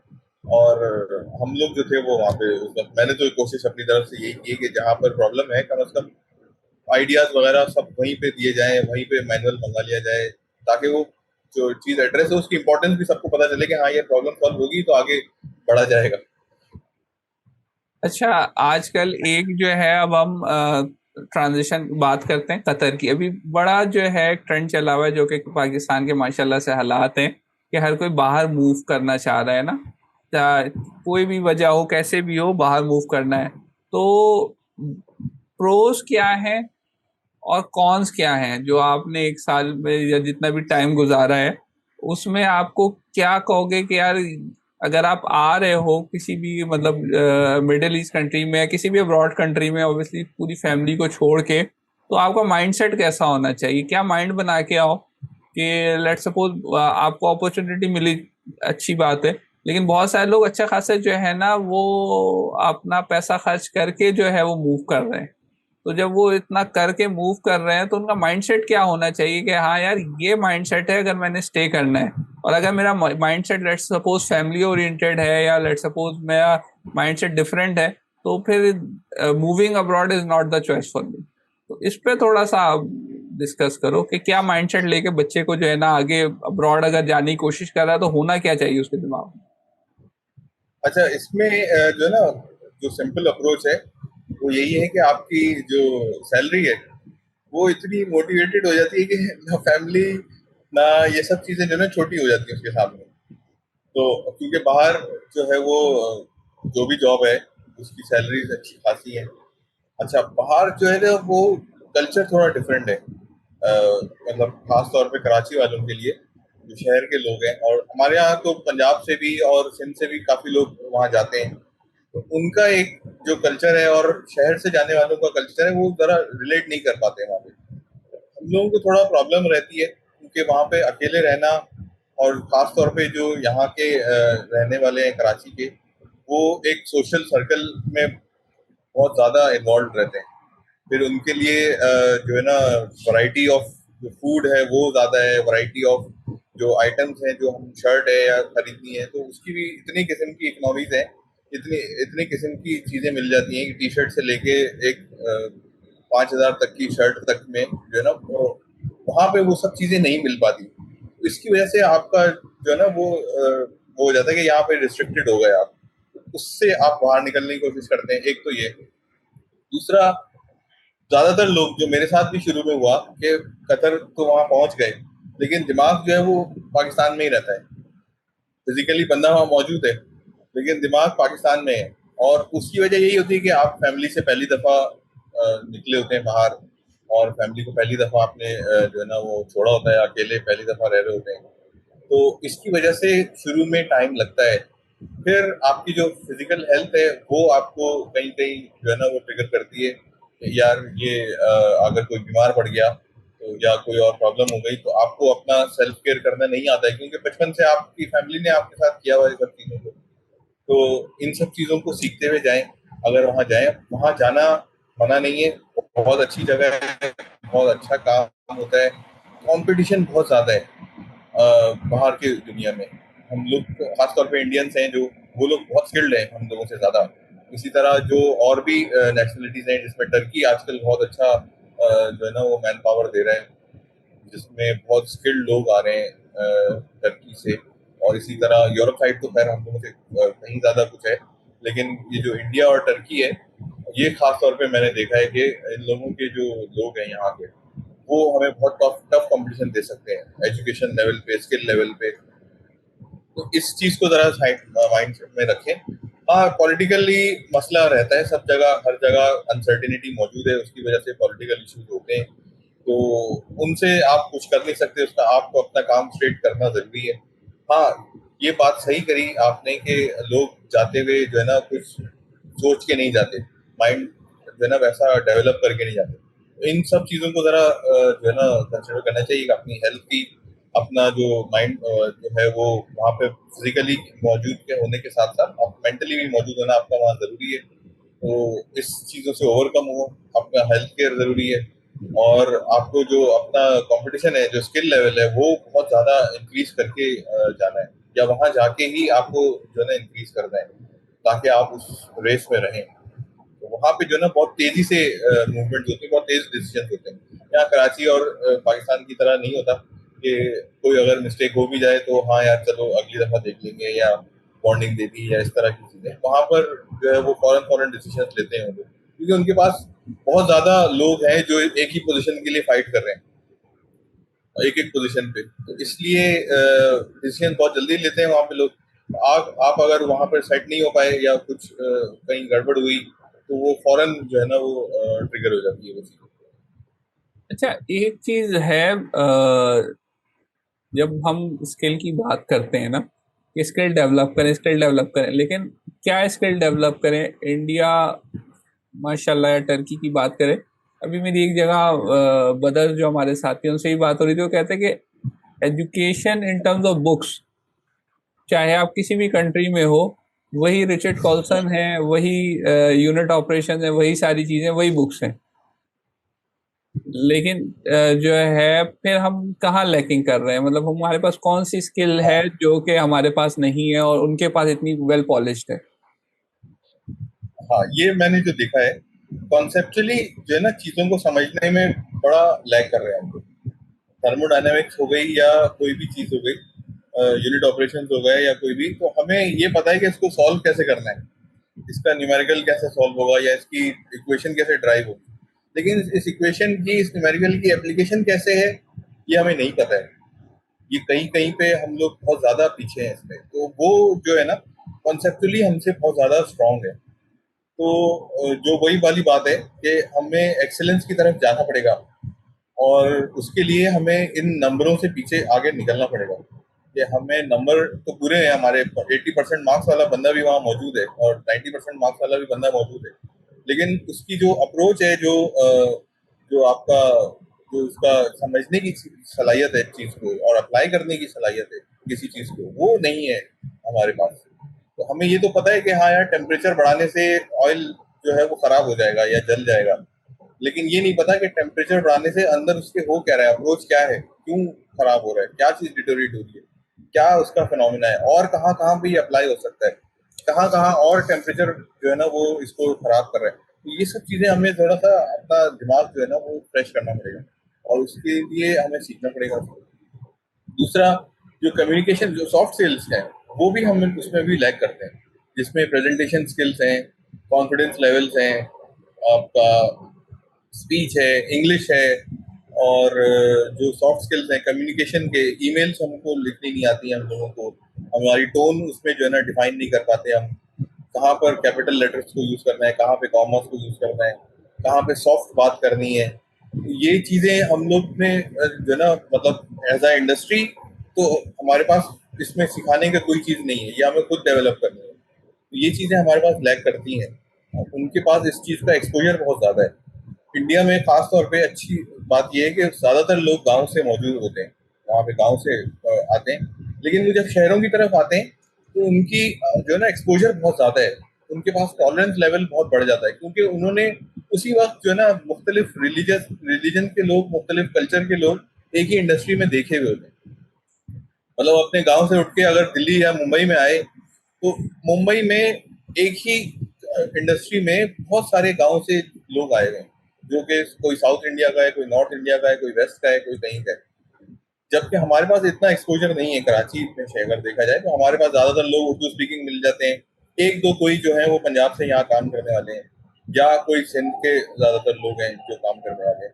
तो इससे भी उनका जो है ना एक्सपोजर लेवल बहुत ज्यादा है, तो उनके पास दूसरे को समझने की, दूसरे की बात सुनने की जो स्किल है वो भी बहुत ज्यादा है हम लोगों से।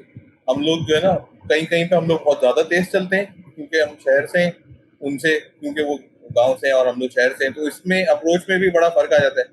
लेकिन कहीं कहीं पर उनका जो टॉलरेंस लेवल है वो उनको जो है ना आगे बढ़ा देता है, क्योंकि वो दूसरे की बात समझते हैं, सुनते हैं।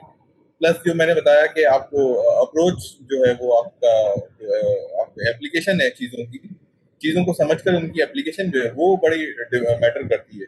वो हम लोग में अभी इतनी ज़्यादा डेवलप नहीं हुई है।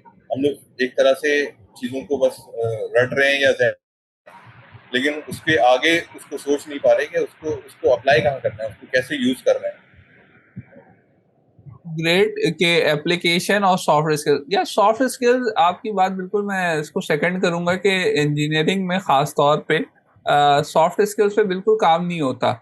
इवन लास्ट टाइम जो मैं कोर्स के उसमें था डेवलपमेंट में, तो इंग्लिश के कोर्सेज थे जो कि उन्होंने 2 सेमेस्टर में डाले थे। और इंग्लिश, हेलो, आवाज आ रही है? आपकी तस्वीर जी जी, अटक आवाज आ रही है, आवाज आ रही तस्वीर अटक गई तुम्हारी।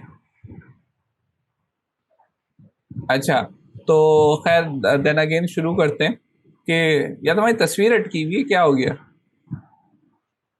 आपके है। क्या इंटरनेट हो में गया? मसला? अबे तुम्हारी तस्वीर अटक गई। अब सही हो गया, अब सही हो गया। और चले, सही हो गया। अब सही हो गया। तो क्या कर रहे थे, कोई गंदी चीज देख रहे थे क्या? नहीं, अच्छा, तो खैर हम जो है वो बात ही कर रहे थे कि soft skills is very important. और एप्लीकेशन ऑफ थिंग्स, एप्लीकेशन तो चलो वो आपका ऑब्वियसली आपका इंडस्ट्री से लाइसेंस जो है ना, ऐसा यूनिवर्सिटीज का इतना डेवलप नहीं हुआ। और ना ही हमारे जो प्रोफेसर और लेक्चरर्स और जो भी हमारी फैकल्टी है वो उस पर वर्क करती है कि इंडस्ट्री से लाइसेंस डेवलप करे। क्योंकि research and development in as such जो है वो मास्टर्स लेवल पे होता है, ग्रेजुएटिंग लेवल पे R&D बहुत कम है। लेकिन सॉफ्ट स्किल्स एक ऐसी चीज है जो कि टेक्निकल स्किल्स को जो है वो कुछ हद तक ओवरकम कर सकती है। क्योंकि आपका पहला इंप्रेशन तो आप खुद बनाते हो ना। तो जी सॉफ्ट स्किल्स पे किस तरीके से काम किया जाए? सॉफ्ट स्किल्स पे जैसे अभी भी मुझे याद है हमने कोर्स डेवलप किया था केमिकल इंजीनियरिंग का लास्ट टाइम कराची यूनिवर्सिटी में। तो इंग्लिश के 2 सेमेस्टर थे जिसपे भी जो वहाँ के इंजीनियर्स थे जिनसे बात हो रही थी वो उस पर रिलक्टेंट थे कि यार एक इंजीनियर को जो है वो तो फ्लोर पे काम करना है, मजदूरों से काम करना है, तो वो इंग्लिश सीख के क्या करेगा? मतलब उनका जो वो था ना, क्या कहते हैं, विजन, वो विजन था ही सिर्फ पाकिस्तान की इंडस्ट्री से हद तक। और अब हम एक ग्लोबल विलेज में आ गए। इवन जो है अगर आपको बाहर जॉब नहीं मिल रही, आप यहाँ से बैठ के बाहर के लिए अप्लाई कर सकते हो फॉर फ्रीलांसिंग वर्क्स, मतलब PNIs बना सकते हो, PNDs बना सकते हो, ये तमाम चीजें बना सकते हो। तो इंग्लिश सॉफ्ट स्किल्स पे कोई इदारा काम नहीं कर रहा। तो अगर एक स्टूडेंट खुद डेवलप करना चाह रहा है तो वो क्या क्या प्लेटफॉर्म यूज करे कि by the time he graduates उसकी जो है इंग्लिश एक सर्टेन लेवल पे हो, that is he is able to communicate with international audience. और दूसरी चीज जो है वो अपना लोगों से, जैसे आपने बताया ना, एक्सपोजर, ये बिल्कुल सही बात है कि हम दूसरे कल्चर से जो है ना वो इस तरीके से मिंगल नहीं हो पाते जैसे आपने बताया कि दूसरी कंट्रीज कर पाती हैं। इस पे किस तरीके से वर्क करना चाहिए एक बच्चे को या एक ग्रेजुएट, खासतौर पर एक ग्रेजुएटिंग प्रोफेशनल को? अब तो बहुत आसान है इन सब चीजों पे काम करना, क्योंकि यूट्यूब है और 1,000 किस्म के प्लेटफॉर्म बन चुके हैं। इसमें लिंक्डइन जो है वो बहुत अच्छा रोल प्ले कर रहा है, सर्टिफिकेशंस भी दे रहा है। और यूट्यूब पे तो बेतहाशा वीडियोज हैं सॉफ्ट स्किल्स के लिए। इसमें मेरा जो डेवलपमेंट फेज है वो रहा है इफ्को के थ्रू ही। तो इफ्को की जो डेली मीटिंग्स होती थी शुरू में, उसका जो एक्सपोजर है वो बड़ा अच्छा होता था सॉफ्ट स्किल्स के लिए, सीखने के लिए। तो समझे आधा एमबीए जो है ना वो सुबह की मीटिंग में होती थी हमारी, क्योंकि उसमें इतने सारे ऑपरेशंस के लोग बैठे होते थे, सेल्स वाले, सीईओ बैठे हैं, और प्रोडक्शन के लोग बैठे हैं, मेंटेनेंस के लोग बैठे हैं। तो इन इनसे मैंने जो है वो बहुत सीखा है वहां पर मीटिंग्स में खास तौर पे। तो किस तरह कौन किससे बात कर रहा है, किसका किससे लड़ाई झगड़ा है तो वो किस तरह बात कर रहा है आपस में, किसको किससे काम निकलवाना है तो वो किस तरह कम्युनिकेट कर रहा है। जो उस मीटिंग्स में जो पॉलिटिक्स थी या जो भी कम्युनिकेशंस थी, उससे मैंने बहुत सीखा है। तो एक तो अच्छी बात ये है कि मुझे अपॉर्चुनिटी मिली थी अपने बॉसेस की तरफ से या अपने सीनियर्स की तरफ से, वो मुझे मीटिंग में बिठाया करते थे, एक्सपोजर दिया करते थे। दूसरा उस वक्त का ये सीखने का था। अब तो प्लेटफॉर्म्स इतने बन चुके हैं कि आपको अपने सॉफ्ट स्किल्स जो है वो, जिसमें एक्सेल है, पावर पॉइंट है, ये तो आपको पर्सनली खुद सीखनी चाहिए। और इसमें यूट्यूब बहुत बड़ा किरदार अदा कर रहा है, बहुत अच्छी अच्छी चीज़ें आ रही हैं इसमें आपका यूट्यूब पे, जिसमें जो है ना पावर पॉइंट की बहुत अच्छी प्रेजेंटेशन जो है ना वो बना सकते हैं। अच्छा, इन सब चीज़ों पे काम करने के बाद जब आप खुद काम करते हैं ना, तो कॉन्फिडेंस लेवल भी बढ़ जाता है। तो उसको अपॉर्चुनिटी जब मिलती है तो उस वक्त आपको ये शो कराना जो है ना पड़ेगा, और उसी वक्त आपको सही पता चलेगा। पहली आपकी प्रेजेंटेशन बहुत खराब हो सकती है। तो इसमें मैं कहता हूँ कि यूनिवर्सिटीज को भी थोड़ा, आप सही कह रहे हैं कि फाइनल ईयर या थर्ड ईयर से ही इसको जो है ना अपने पास ले लेना चाहिए कि बच्चों से ज्यादा प्रेजेंटेशन जो है ना वो करवाई जाए, उनसे बनवाई जाए, और अच्छे लेवल की प्रेजेंटेशन बनवाई जाए। पावर पॉइंट और एक्सेल और इन सब चीज़ों को उनका जो है ना दिया जाए, और प्लस कम्युनिकेशन में उनको बताया जाए कि हाँ, प्रेजेंटेशन स्टार्ट किस तरह करनी है, एंड किस तरह करनी है, किस तरह किसी को जो है ना एड्रेस करना है, क्या क्या चीज़ें आपने जो है ना ज़्यादा करके बतानी है कि हाँ यार, ये जो है वो इस तरह एक्सप्लेन होगा। अगर प्रेजेंटेशन का एक वो है कि कोई भी प्रेजेंटेशन होती है तो उसमें पहला जो फैक्ट होता है ना, वो अगले जो आपका सुनने वाला है उसके माइंड में बैठ जाता है, और बाकी सारी चीजें जो है वो फिर उसके बाद वो बस एब्जॉर्ब कर रहा होता है, और पहले पॉइंट पे वो जो है ना अटक जाता है कि हाँ यार, ये जो बात करी है इसने बहुत अच्छी करी है। पहला जो फैक्ट है वो बहुत अच्छा और 100% होना चाहिए। कोई भी प्रोजेक्ट पे आप प्रेजेंटेशन दे रहे हैं तो जैसे एक मैं एग्जांपल शेयर करूं, हम लोग की इफ्को में एक ड्रीम वर्ल्ड में प्रेजेंटेशन, तो मतलब एनुअल प्रेजेंटेशन थी, और वो हर साल होती थी। तो उसमें जो, जब मुझे मेरी बारी आई, तो हमारा जो प्रोडक्शन का स्किल, वो जो अपना जो स्लाइड्स थी, वो बहुत नॉर्मल सी बनी हुई थी, क्योंकि उसमें डेटा और एक्सेल और ये सब चीज़ें इन्वॉल्व थी। और जो हमारे सीईओ थे वो माइंड रीड करते थे, तो वो जेस्चर्स और इन सब को रीड करते थे, आपकी बॉडी लैंग्वेज और इन सब चीज़ों को। तो उस वक्त जैसे भी था, मैंने आते ही सबसे पहले ये बताया उनको कि हमारा जो प्रोसेस प्लांट है वो दुनिया का वाहिद प्लांट है जो रिसाइकिल जो चीज़ें हैं उनको भी जो है ना यूज़ करता है, और कोई जीरो वेस्ट पे हम लोग जो है ना काम कर रहे हैं, और सब चीज़ों पे हम जीरो वेस्टेज पे जा रहे हैं। अब उसके बाद मैंने उनको जो भी बोला कि मेरी प्रेजेंटेशन में मंथली इतनी बनी, इतनी प्रोडक्शन हुई, इतना मेरा डाउन टाइम आया, वो सब उनको कुछ याद नहीं रहा। वो पूरी प्रेजेंटेशन सुनने के बाद मेरे पास आई कि यार, ये जीरो वेस्टेज पे तुमने कैसे इसको किया, कैसे बनाया ये। तो मैंने कहा सर, ये हमने जो है ना अप्लाई किया हुआ है। हम जो भी अपना जो फ्लशिंग और ये सब चीज़ें करते हैं, चेंज ओवर की चीज़ें हैं, उनको हमने एनालिसिस करके रीयूज करवाया है, और ये वाकई में ऐसे ही है कि हम जो है ना जीरो वेस्टेज करके अपने चीजें यूज कर रहे हैं, रीयूज कर रहे हैं। तो ये चीजें हमें जो है ना सीखनी पड़ेंगी सॉफ्ट स्किल्स में। नहीं नहीं, बेहतरीन है कि जो है ये वो अच्छी बात करी कि आप प्रेजेंटेशन में जो शुरू के फैक्ट्स करो ना, वो करो जो आप चाहते हो कि ऑडियंस सुने, और उससे तमाम आपकी जो है वो प्रेजेंटेशन ड्राइव होगी। तो कोई ऐसी चीज एग्जैक्टली। आप बोल दो कि जो है वो जिस आप तरफ उसको स्टेयर करना चाह रहे हो उसके ऑपोजिट उसमें डायरेक्शन में चले जाए। तो आपकी प्रेजेंटेशन जो होती है शुड बी इन सच अ वे कि जिस तरीके से आप चाह रहे हो उस तरह उसका जो है वो डायरेक्शन हो। तो ये ऑब्वियसली जब आप बिल्कुल। लिखोगे, पढ़ोगे, मेहनत करोगे तो आपको आएगी। तो यार ये बड़ी इंपॉर्टेंट चीज है कि अब हम जो है ना एक इंटरनेशनल लेवल पे आ, हम कॉम्पीट कर रहे हैं। तो जो 4 इयर्स है ना, वो 4 इयर्स जो है से वो नहीं है कि जो टीचर पढ़ा रहा है, आपने खुद भी अपने आप को डेवलप करना। और जितना अच्छा आप अपने आप को डेवलप करते हो, जितने अच्छे लिंक्स डेवलप करते हो, जितना अच्छा लाइजनिंग करते हो, उतना ही अच्छा आपकी आगे वाली जिंदगी आसान होती है। सही है। इस बिल्कुल अच्छा, ऐसे। ये सॉफ्ट स्किल जो इसको में सीखी है कतर में यार अब भी। चार हाँ जी। 4 मिनट रह गए हैं, ये फिर रिकॉर्डिंग बंद हो जाएगी। हाँ यार, इसके बाद बस थोड़ा सा ब्रेक लेंगे फिर खत्म करेंगे, सही है फिर जो है क्योंकि काफी ज्यादा एडिट करना पड़ेगा। ये बीच बीच में अच्छा। जो हम लोग बात भी कर रहे हैं और मेरा इंटरनेट ने काफी धोखा दिया ना, अब वो सही चल रहा है। अब वो चार्जिंग कर रहा है तो अब बंद नहीं होगा, सही है। तो अच्छा। जो, हाँ जी हाँ जी हाँ जी। तो हम बात कर रहे थे, किस चीज पे बात कर रहे थे? सॉफ्ट पे।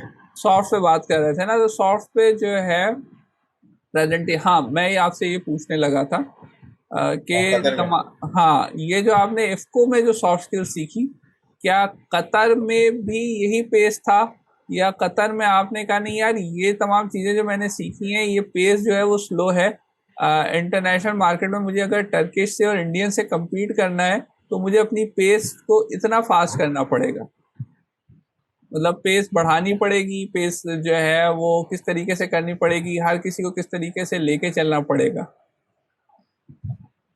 हाँ, देखिए कतर में जो है ना थोड़ा डिफरेंट मेंटेलिटी के लोग मिले मुझे। जो इंडियंस थे, ज्यादातर इंडियंस थे, मैं एक वाइट पाकिस्तानी था। तो उनमें कुछ लोगों की पेस बहुत ज्यादा तेज था और कुछ लोग जो है बहुत ज्यादा स्लो थे। तो मुझे कहीं कहीं बहुत एडवांटेज मिला इसका कि मैं कोई चीज प्रेजेंट करने लगता था या कोई फैक्ट बताने लगता था या अपनी बात करने लगता था, तो कहीं कहीं पे लोग बहुत इम्प्रेस हो जाते थे कि यार ये बड़ी अच्छी बात करी और आइडिया बहुत अच्छा है। और कहीं पे जो लोग जो थे वो उसको नेगेटिव भी लेते थे कि यार ये हर हर बात में बोलते हैं या हर बात में जो है ना इसका एक अपना अलग ही व्यू होता है। तो दोनों किस्म की चीजें थी। हाँ, वहां पर जो है पेस की जहां तक बात है तो वो पेस उनका कोई बहुत ज्यादा तेज नहीं है हम लोगों से। हाँ, उनका जो अप्रोच है वो डिफरेंट है हम लोगों से। उनको जो लिसनिंग पावर है उनकी, जो बात समझने की, दूसरे की टॉलरेंस लेवल है, वो एक डिफरेंट है। हमारे यहाँ एक चीज अगर किसी सीनियर को हम बताने की कोशिश करते हैं तो उसका अगर पहले से दिमाग में बैठी हुई है कि ये काम नहीं होना है तो फिर वो नहीं हो सकता है। फिर वो आपकी जो जूनियर्स की बात को निगेट करता ही रहेगा और उसमें कुछ ना कुछ जो है ना वो निकालता ही रहेगा। वहां पर ऐसा नहीं था। वहाँ के जो लोग थे उनका जो अप्रोच थी वो डिफरेंट थी। वो आपकी बात सुनते भी थे और कोशिश भी करते थे कि उसको जो है ना कोई और सोल्यूशन निकाला जाए अगर आप कहीं फंस रहे हैं, या सपोर्ट भी बहुत करते थे कि उसमें कि हाँ ठीक है, आप इसको दूसरी तरह से देखें, कोई और एस्पेक्ट देखा जाए इसका। मतलब बात को कंसिडर किया जाता था, चाहे जूनियर हो या सीनियर हो उसका उसकी। चलें, ग्रेट ग्रेट। अच्छा, ये चीज़ वाकई बड़ी इम्पोर्टेंट है कि हमने जो है ना मतलब लिसनिंग पावर अपनी डेवलप करनी है। बहुत जगहों पे even for the young people वो जो है वो सुन रहे नहीं होते, वो बेसिकली आंसर का, अपनी बारी का इंतज़ार कर रहे होते हैं कि किस तरीके से हम अपना जवाब दें। तो आपका जो वो माइंड है वो बिल्कुल जो है वो क्या कहते हैं एक बाउंड्री के अंदर हो रहा होता है और आपकी out of the box thinking नहीं होती। चले, हमने कतर डिस्कस कर लिया, हमने सॉफ्ट स्किल्स डिस्कस कर ली, जो कि बहुत इम्पोर्टेंट है। और जो की टेक अवे है अभी तक जो मैं समझा हूँ वो ये है कि जब आप ग्रेजुएट कर रहे हो तो आपने अपने लिंक्स पे और अपने जो है लाइजनिंग पे वर्क करना है, सॉफ्ट स्किल्स पे वर्क करना है, अपनी अप्रोच को जो है वो चेंज करना है, अपने कॉन्सेप्ट्स को क्लियर करना है, बेहतरीन करना है, और जो है वो लिसनिंग पावर जो है वो अपनी इन्हेंस करनी है। So you should listen to get the thing जो है, नॉट लिसन टू आंसर। तो ये वाली चीज़ जो है आपने अपने अंदर जो है वो डेवलप करनी है, मोटिवेटेड रहना है। और जब आप इंडस्ट्री में आते हो तो वहाँ से आपकी दूसरी लर्निंग स्टार्ट होती है, तो वहाँ डीमोटिवेट नहीं होना कि अगर आपकी सैलरीज कम है या कुछ कम है। आपने अपना करियर ऑप्शन जो है वो माइंड में रखना है कि यार मेरे ये चीज़ समझ में आ गई है, तो अब मैंने इधर ही से जो है वो फर्दर मूव करना है। कहीं पे अगर रोड ब्लॉक्स आते हैं तो इंडस्ट्रीज बहुत सारी हैं, मैंने दूसरी इंडस्ट्री में मूव कर जाना है, वहीं एक जगह स्टिक करके जो है वो थ्राइव नहीं करना। अच्छा, एडिबल ऑयल, हम कतर से अब वापस आ रहे हैं पाकिस्तान, और पाकिस्तान के वो फेज की बात कर रहे हैं जिसमें आपने डायपर वाले प्लांट की मैन्युफैक्चरिंग में काम किया। तो एक चीज मुझे आप समझाएं, ये डिफरेंट एक्सपीरियंस जो था, मतलब इसमें दोबारा से जीरो से स्टार्ट करना पड़ा, या जो मैन्युफैक्चरिंग और प्लांट का जो ऑपरेशन का जो एक्सपीरियंस था वो काफी था कि आप यहाँ भी चीजें संभाल सकते थे? मतलब बेसिक आइडिया ये है कि अगर आपने एक प्रोडक्शन प्लांट संभाल लिया, एक प्रोडक्शन फैसिलिटी और वहाँ के वर्कर और लेबर स्टाफ को संभाल लिया, तो आप किसी भी प्रोडक्शन फैसिलिटी में जाके वहाँ पे काम कर सकते हो। ये चीज ऐसी ही थी या दोबारा से आपको चीजें सीखनी पड़ी? बिल्कुल ऐसा था कि जीरो से स्टार्ट करना पड़ा? नहीं नहीं, बिल्कुल ऐसे ही था, जीरो से स्टार्ट नहीं था वहाँ पे। हमने किसी भी प्लांट की प्रोडक्ट हमारे लिए जीरो थी। डायपर एक बिल्कुल ही अलग चीज है, एडिबल ऑयल एक बिल्कुल ही अलग चीज है। लेकिन जो कमीशनिंग थी, जो लेबर फोर्स थी, जो ऑपरेशंस था, जो प्रोसेस फ्लो था, ये सब चीजें हमें पता थी, मुझे पता थी कि हाँ किस तरह से हो रही है, क्योंकि कतर में देखा हुआ था, इफ्को में देखा हुआ था, सोया सुप्रीम में देखा हुआ था। तो ये जो एक्सपीरियंस था वो वहाँ पे बहुत काम आया। और प्लस वहाँ पर जो हायर मैनेजमेंट थी, जो हमारे ओनर्स थे, वो बहुत अच्छे थे, उन्होंने बहुत सपोर्ट किया इस मामले में कि भले हमारी प्रोडक्ट नहीं है लेकिन उनका कॉन्फिडेंस लेवल जो था मुझ पे वो बहुत अच्छा था। उन्होंने गाइड भी बहुत अच्छा किया। तो इस चीज़ों को जो जो प्लांट आना था, डायपर का प्लांट लगना था, जो प्रोडक्ट्स उसमें यूज होनी थी, जो रॉ मटेरियल उसमें यूज होने थे, उसको जो है ना सीखने में थोड़ा टाइम लगा। लेकिन वो बहुत ज़्यादा टाइम नहीं लगा, क्योंकि हमें जो है ना इंडस्ट्री का एक्सपोजर मौजूद था। तो उसके बाद लेबर कैसी रखनी है, कौन लोगों को हायर करना है, क्या क्या डिपार्टमेंट्स होने हैं, एडमिनिस्ट्रेशन कैसे देखी जाएगी, वेस्ट मैनेजमेंट कैसे देखी जाएगी, आईएसओ वहां पर भी इम्प्लीमेंट किया 9001 को बेबी डायपर की कंपनी में। उसके लिए पूरा कंपनी का स्ट्रक्चर, एसओपीज, और पूरा जीरो से वहां पर जो चीजें बनाई गई, जो भी हो रहा था, सारे ऑपरेशन। प्लस वहाँ पे मेरे लिए नई चीजें बहुत सारी थी, क्योंकि मैंने जो है वो मतलब एक डिपार्टमेंट में काम किया हुआ था कि जिसमें फिर मैन्युफैक्चरिंग होती है, लेकिन बेबी डायपर की यूनिट में होल सोल ऑपरेशन था।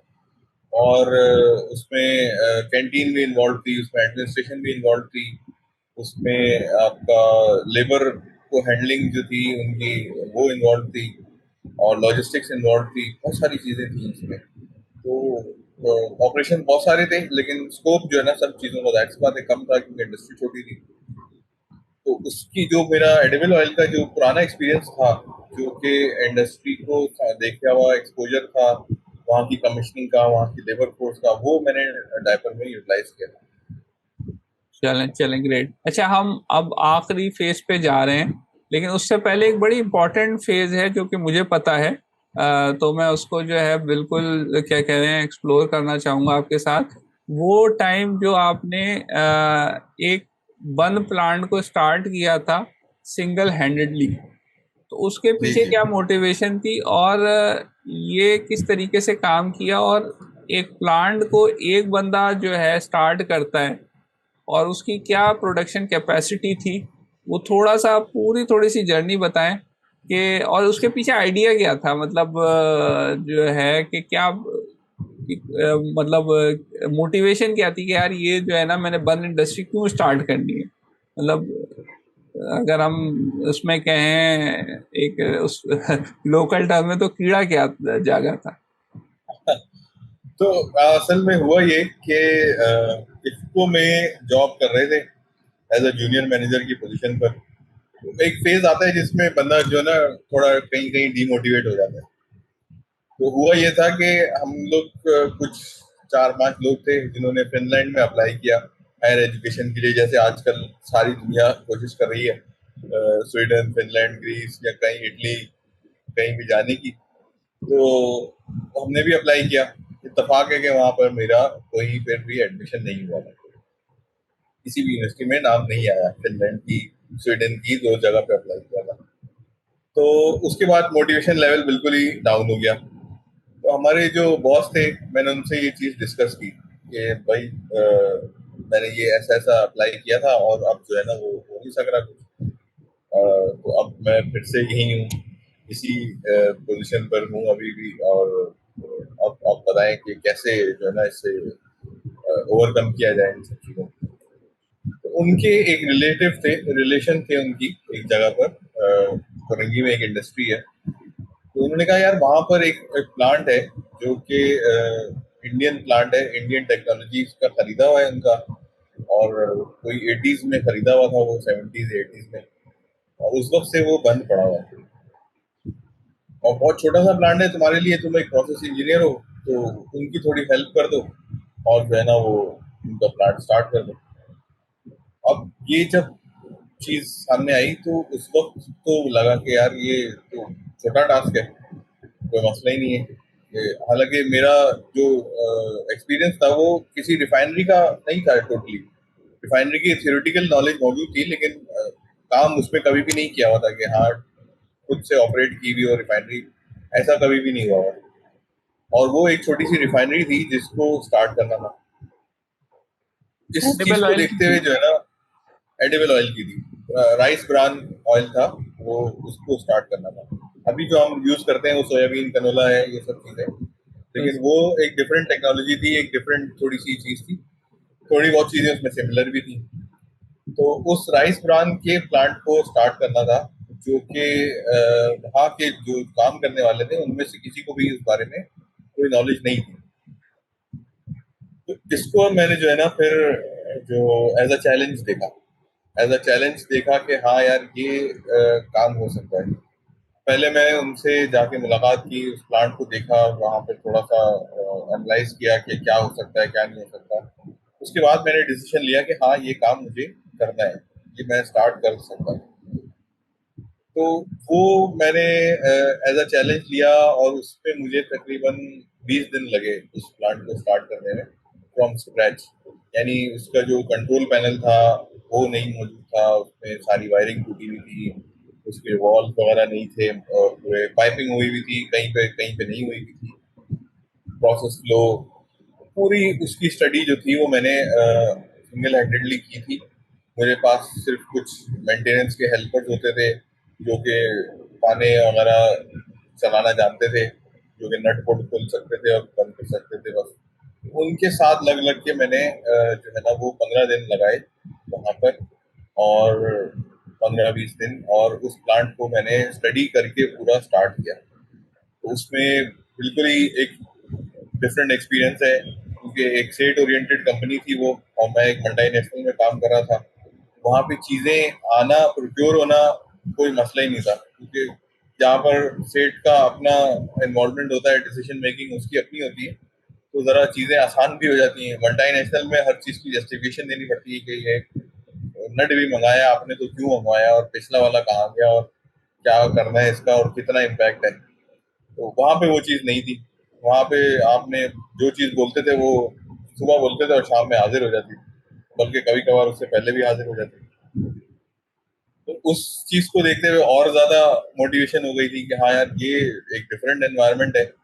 अच्छा, वहां पे जो लोग थे आसपास के सराउंडिंग्स के, वो भी बड़े अच्छे मिले मुझे।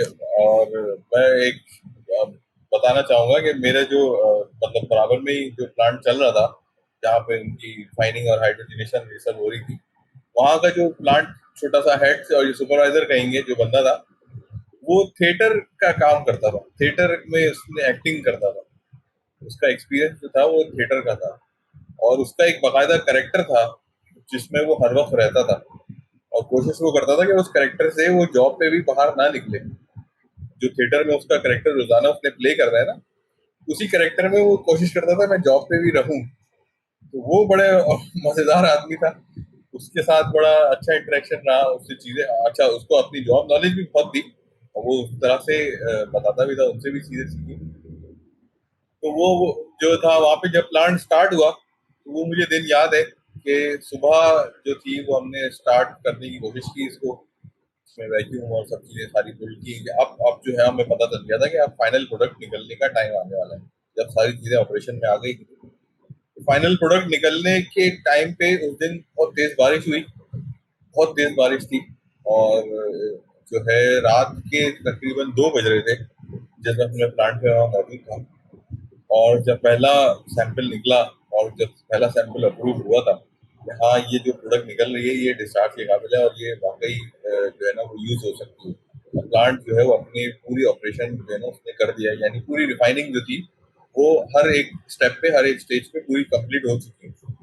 वो जो एक चीज थी, वो जो एक देखने को मिला, और जो वो सैंपल पहली दफा अप्रूव हुआ उसकी एक बात ही अलग थी ना, मतलब वो फीलिंग कभी आ नहीं सकती किसी और चीज में कभी भी मुझे शायद, क्योंकि वो अपने हाथ से मैंने एक एक चीज जो है, एक एक नट, एक एक बॉल जो है वो अपनी जगह प्लेस किया था, और पंप और वो सब चीजें खुद से लगाई थी, खुद से पूरा प्रोसेस डिजाइन किया था, खुद से पूरी चीजें जो थी वहाँ की ऑपरेट की थी, स्टार्ट की थी। तो वो एक बहुत ही डिफरेंट एक्सपीरियंस था, बहुत ही रिच एक्सपीरियंस था। उससे मॉनेटरी टर्म्स में तो मुझे कुछ नहीं मिला, और ना मैंने इसकी कोई बात की थी कभी पहले भी। लेकिन उससे जो एक्सपीरियंस मिला, जो चीज़ें सीखने को मिली, जो लोग मिले, जो मैंने वहाँ पर खुद से अपने आप को जो ग्रो किया, वो बहुत ज़्यादा वैल्यूबल है और हमेशा रहेगा मेरे लिए। चलें यार, बेहतरीन। ये एक बड़ा अच्छा जो है ना, इसका क्रक्स मैं थोड़ा सा शेयर करूंगा जो मैं समझाऊं कि अगर आपको कभी भी अपॉर्चुनिटी मिलती है ना, तो उसे फॉरगो नहीं करो।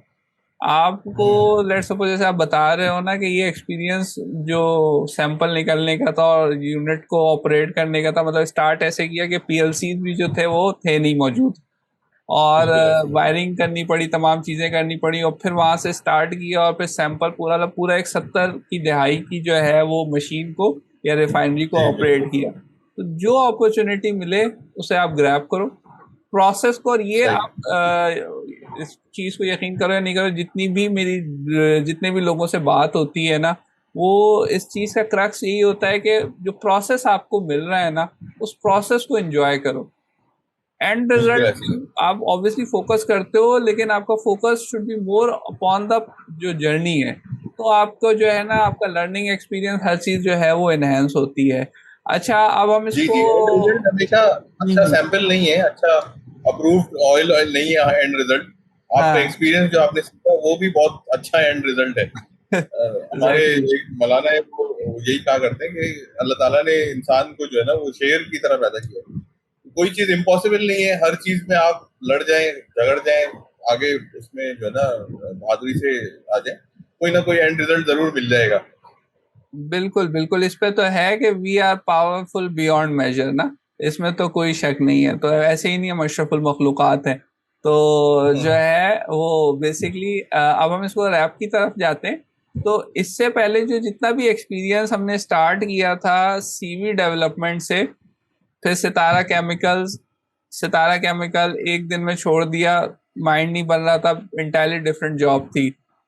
करियर की जी। तरफ मूव किए, एडिबल ऑयल, आपको एक जो है वो लाइन मिल गई कि यार एडिबल ऑयल में ही करना है, और एडिबल ऑयल में ही अपने आप को डेवलप किया। डीमोटिवेशन, सही। रोड ब्लॉक्स आए, जैसे आपने बाहर का बताया कि बाहर अप्लाई किया, नहीं हो सका, फिर कतर का अपॉर्चुनिटी आया, वहां पे फैमिली की वजह से वापस आना पड़ गया।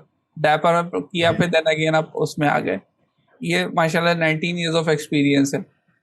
अगर एक जो नया लड़का जो इस इंजीनियरिंग में एंटर हो रहा है, और एक यंग लड़का या लड़की जो इंजीनियरिंग करके एग्जिट कर रही है, उसको आप जो है क्या एडवाइस दोगे दोनों को कि किस तरीके से अपना जो है और 4 इयर्स गुजारे, और जो ग्रेजुएट होके निकल रहा है उसका क्या मॉडस ऑपरेंडी होना चाहिए, उसका माइंडसेट क्या होना चाहिए, तो वो जो है वो एक अपनी जर्नी या जो भी प्रोसेस है उसको एक मोटिवेशनल और एक सेटिस्फाइड लेवल में इंजॉय कर सके और गुजार सके, ताकि उसका जो वर्क फ्लो है वो भी इफेक्टिव और एफिशिएंट हो सके।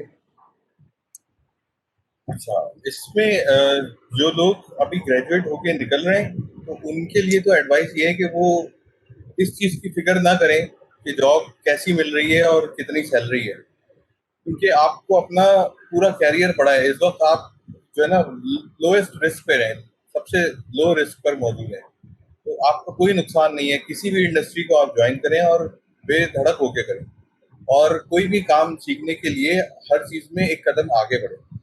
आप एक कदम आगे बढ़ेंगे तो दूसरा जो है ना वो एक कदम आगे बढ़ाएगा। तो ऐसी इसमें रिलेशंस में भी ऐसा ही है कि आपको ओवर दी टॉप जाना पड़ेगा हर चीज में, जो है ना एक कदम एक हाथ आगे निकलना पड़ेगा हर चीज में, तब जाके आपको कोई रास्ते खुलना शुरू होंगे।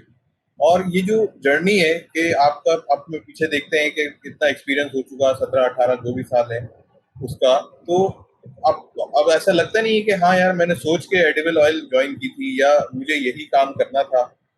तो अब मैं काफी कोशिश करता हूँ कि मेरी जो है ना जॉब नेचर डाइवर्सिफाई हो सके। इवन इफ्को में रहते हुए कोशिश करते हैं कि हाँ यार कोई और डिपार्टमेंट में अगर अपॉर्चुनिटी मिले तो उसको ग्रैब कर लें। लेकिन ये सब चीजें जो मेरे साथ हुई, ये इसीलिए हुई शायद कि मेरे लिए लिखी हुई थी, या ऐसा ही होना था। लेकिन उसमें जो बात पे है, जो उसको कभी छोड़ा नहीं। और अपने आप को उसके लिए जो है ना मतलब वो नहीं किया कि किसी दूसरे की वजह से जो है ना मैं अपने आप को जो है ना वो कर दूं कि अपने रूल्स जो है या अपने जो वैल्यूज हैं उनको डैमेज करूं। जहां पर मुझे लगा कि नहीं यार ये काम नहीं होना है, चाहे उसमें मेरा नुकसान हुआ या कंपनी का नुकसान हुआ या कुछ भी हुआ, तो वो काम मैंने नहीं करने दिया और ना किसी को करने दिया ना खुद किया।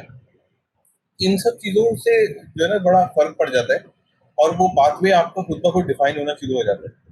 आपके बैक ऑफ द माइंड जो है ये जरूर रहता है कि हाँ मुझे एज अ जो है वो केमिकल इंजीनियर मैंने अपना कैरियर शुरू किया है, तो मैं कहाँ एंड करूंगा। तो आपको इंडस्ट्री में आप जिस इंडस्ट्री में भी ज्वाइन करते हैं वहां पे जरूर आपको ऐसे लोग मिलेंगे जो आपको इंस्पायर करेंगे। जैसे मैंने जब ज्वाइन किया था तो जाहिर सी बात है उस वक्त इंटर्न ही होता है बंदा और मोटिवेशन लेवल बहुत हाई होता है। तो उस वक्त हम सीईओ को अपने देखते थे कि इफ्को में जो पहला सीईओ हमें देखने को मिला था, मशहूर आलम साहब जो थे, उनको हम देख के इंस्पायर होते थे किस स्टाइल से वो चलते हैं, क्या बोलते हैं, क्या बात करते हैं, क्या पहनते हैं, क्या खाते हैं। तो उनको इंस्पायर होते होते हमने उनके पीछे पीछे चलना शुरू किया कि हाँ हमें भी वहां तक पहुंचना है या हमें भी सीईओ बनना है, किसी लेवल पे जाना है या ये काम हमें करना है। उसके लिए ये है कि बस किसी चीज को ना नहीं बोलना, अपने सीनियर्स की किसी बात को या किसी अपॉर्चुनिटी को ग्रैब करने में पीछे मत हटें। दूसरा, जो ज्वाइन कर रहे हैं अभी इंजीनियरिंग की तरफ आ रहे हैं, वो जरूर इस बात को स्टडी करें मार्केट में कि किस चीज की नीड है। हाँ, वैसे तो अगर देखा जाए तो अभी जो है ना हमारी रिसोर्सेज अभी लिमिटेड नहीं है, अनलिमिटेड रिसोर्सेज हैं दुनिया में। तो आप कोई सी भी स्टडी करेंगे, चाहे वो आईटी हो, केमिकल हो, इंडस्ट्रियल हो, तो कहीं ना कहीं उसकी जॉब लिखी हुई है और अपॉर्चुनिटी मिलती है और मौजूद है। सिर्फ आपको वहां तक पहुंचने की देर है। और लेकिन इस बात को स्टडी करके उस चीज को ग्रैब करना बहुत ज्यादा जरूरी है कि हाँ हम जो हमारा इंटरेस्ट है केमिकल में है भी कि नहीं, या आईटी में है कि नहीं, फाइनेंस में है कि नहीं, और हम वाकई इसमें ग्रो कर सकेंगे कि नहीं, ये चीज़ें स्टडी करते हैं इससे यूनिवर्सिटी में एडमिशन लेने से पहले ज़रूर स्टडी करें। ना किसी से मशवरा करें या किसी से पूछें ज़रूर, या कुछ ऐसे लोगों से मिलें ज़रूर कि जो आपको इस बारे में बताएं, आपकी अपनी पर्सनैलिटी को देखते हुए। जो लोग आपको जानते हैं और जो लोग इंडस्ट्री में हैं या किसी और उसमें है रिलेटेड फील्ड में, इवन के एंटरप्रेन्योरशिप में भी जो लोग करना चाहते हैं अब, जो कि फ्रीलांसिंग करना चाहते हैं, वो भी इस बात को जरूर मद्देनजर रखें कि आपका इंटरेस्ट है कि नहीं इसमें, और तभी वो उस चीज पे जाएं। भले फिर वो फ्रीलांसिंग करें, ऐसी चीज करें जिसमें आप वाकई समझते हैं कि आप अपने आप को ग्रो कर सकेंगे, ना कि सैलरी कैसी मिलेगी या आना जाना कैसा है या इंडस्ट्री बहुत दूर है या गाड़ी मिलेगी कि नहीं या इससे हम घर बना सकेंगे कि नहीं। ये सब चीजें अभी माइंड में ना रखें, खासतौर पे जो लोग ज्वाइन कर रहे हैं और जो लोग अभी पास आउट हुए हैं। ये सब चीजें आपकी लाइफ का पार्ट है और ये आपको वक्तन आपके वक्त पे मिल जाएंगी, इससे बेफिक्र है। सर, ग्रेट एडवाइस अगेन कि जर्नी पे जो है वो भरोसा रखें, एंड रिजल्ट जो है वो आपको जो है वो बिल्कुल मिलेगा। तो again it was a pleasure talking with you, और जो है thank you for your time. आपने जो है टाइम निकाला, थोड़े से इंटरनेट के लैग्स आए उसके लिए जो है वो माजर, लेकिन it again again it was a great जो है टॉक। और जो भी ये सुनता है, होपफुली एक लड़का सुने, एक लड़की सुने, दो सुने, जो भी ये सुन रहा है उससे इंशाल्लाह उसे बड़ी अच्छी पॉजिटिव एडवाइसेस मिलेंगी अबाउट ट्रस्टिंग द जर्नी और ट्रस्टिंग द एंड रिजल्ट, और जो है अपना जॉब और करियर। और एंड की जो ये वाली चीज है, दैट वाज ग्रेट कि जो एंटर हो रहे हैं वो लोगों से मिले, मशवरा करें। जितना ज्यादा आप मशवरा करेंगे, जितना ज्यादा एडवाइस देंगे, उतनी अच्छा आपका करियर प्लान होगा। जो एग्जिट कर रहे हैं वो भी लर्निंग पे करें, रिस्क फैक्टर कम होता है, तो आप जितना ज्यादा खुल के खेल सकते हैं खेलें, तो ये भी आपके लिए बहुत ही अच्छा होगा। तो thank you sir, thank you. और इंशाल्लाह इसके थैंक यू बाद वेरी मच। हाँ, तो इसका हम साइन ऑफ करते हैं। और इंशाल्लाह इंशाल्लाह टाइम मिला तो हम, अगर आपने टाइम दिया तो फिर इंशाल्लाह जी दोबारा जी फिर जी, मुलाकात करते हैं। बिल्कुल बिल्कुल बिल्कुल। Thank you, thank thank you you. Sir. Okay.